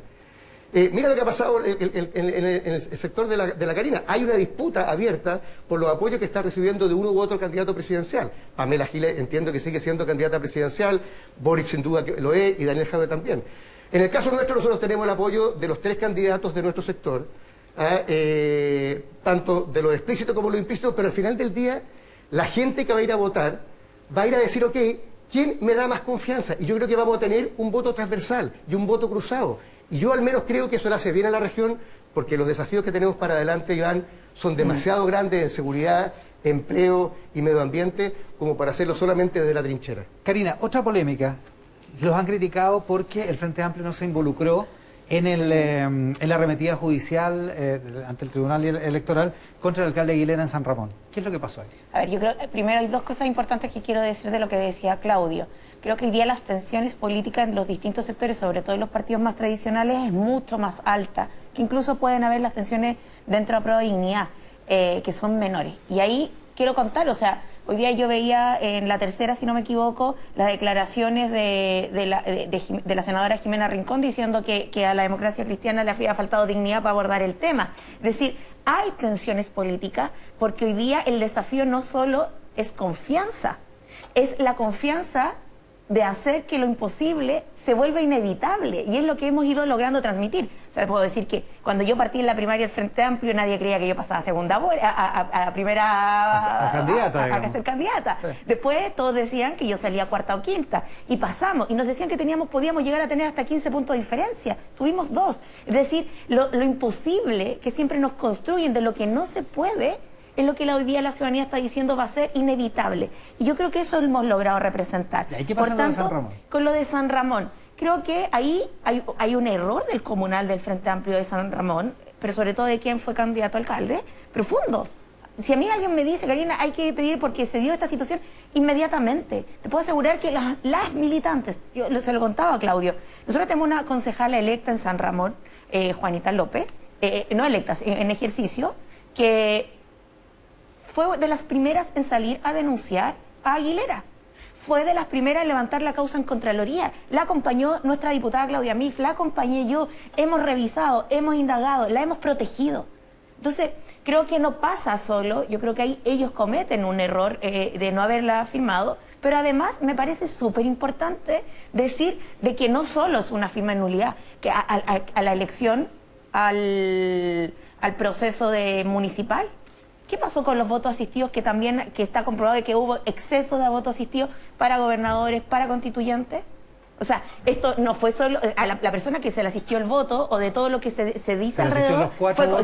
No te entregan los votos separados, te los entregan las 4 papeletas y nadie se ha pronunciado de eso. Entonces, bueno, yo creo que es importante que estos momentos que vive el país de estremecimiento, de proceso de cambio, de transformación, los partidos, los sistemas de partidos se hagan cargo, no tirar la pelota, no en el empate. Yo creo que aquí el debate tiene que estar, es cómo la ciudadanía nos está exigiendo que lo que nos dijeron 30 años que era imposible, definitivamente se vuelve inevitable. Claudio Rego.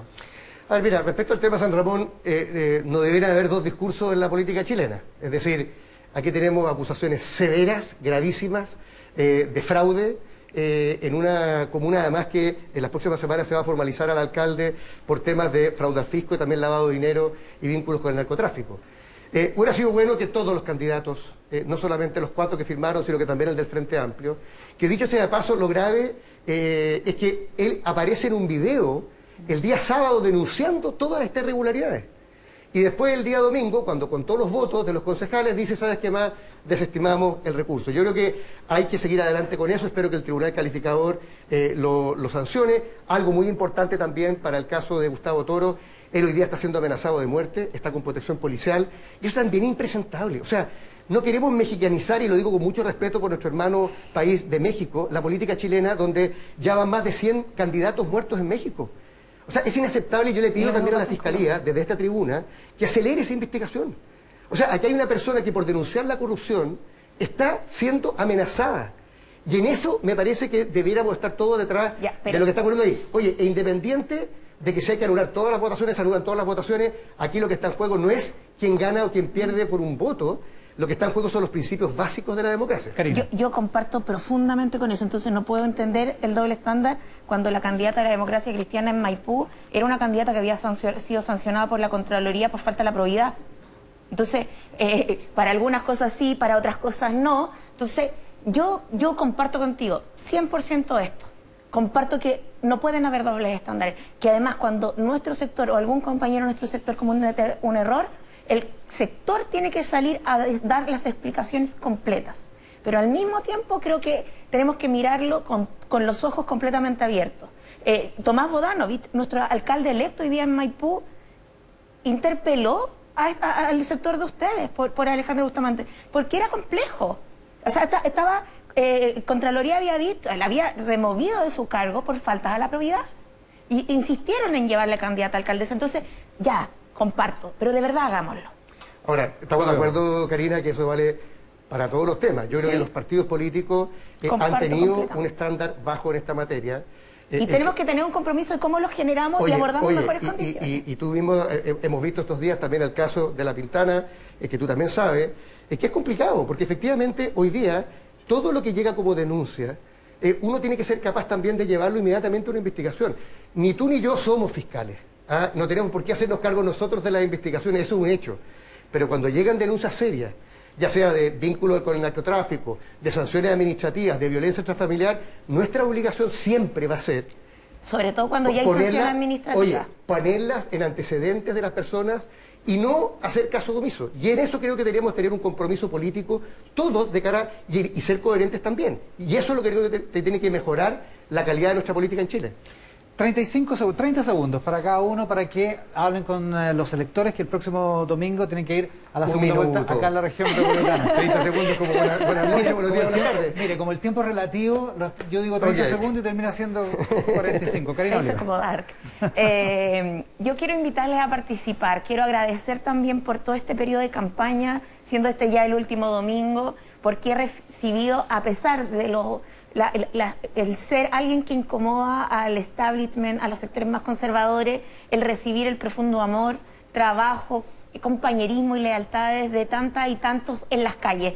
Es profundamente emocionante. Yo estoy agradecida. Creo que lo que hemos crecido es infinito. Pero por sobre todo, como lo he dicho durante todo este programa, hagamos que todo lo imposible, lo que nos dijeron que era imposible en los últimos 30 años, se vuelva inevitable. Porque sí podemos cambiar la región metropolitana, porque sí tenemos que dar debates políticos, porque sí tenemos que empujar cambio. Y eso profundamente va a estar considerado desde el gobierno regional, donde no voy a ser yo la gobernadora, sino que vamos a ser todas y todos quienes gobernemos esta nueva región metropolitana. Muchas gracias, Karina. Claudio Rego. Bueno, yo quiero pedirle a la gente que participe el domingo 13 en esta segunda vuelta electoral. Yo sé que el cargo no se ha entendido demasiado, pero créanlo que levantar la región metropolitana en materia del empleo, en materia de seguridad, en materia de medio ambiente, de movilidad, va a ser una tarea tremendamente difícil. La región metropolitana es la más grande y la más desigual de Chile y va a quedar, yo diría, más pobre después de esta pandemia. Por eso yo los quiero invitar a que se sumen a nuestra propuesta. Nosotros no lo vamos a hacer solos, no somos poseedores de la verdad. Yo siempre me he caracterizado por hacer equipos diversos, con gente que piensa distinto de mí. Soy un demócrata. Creo en el respeto al adversario. Creo en la libertad de todos, pero también condeno la violencia, no solamente la verbal, la física y también la social. En consecuencia, lo que le pido a todos, los que no tenían candidatos, los que están con dudas, si tiene o no sentido, no le pido que estén de acuerdo con todo conmigo, porque siempre tendremos diferencias. Pero a lo menos sepan que me lo voy a jugar 24/7 en terreno por ustedes.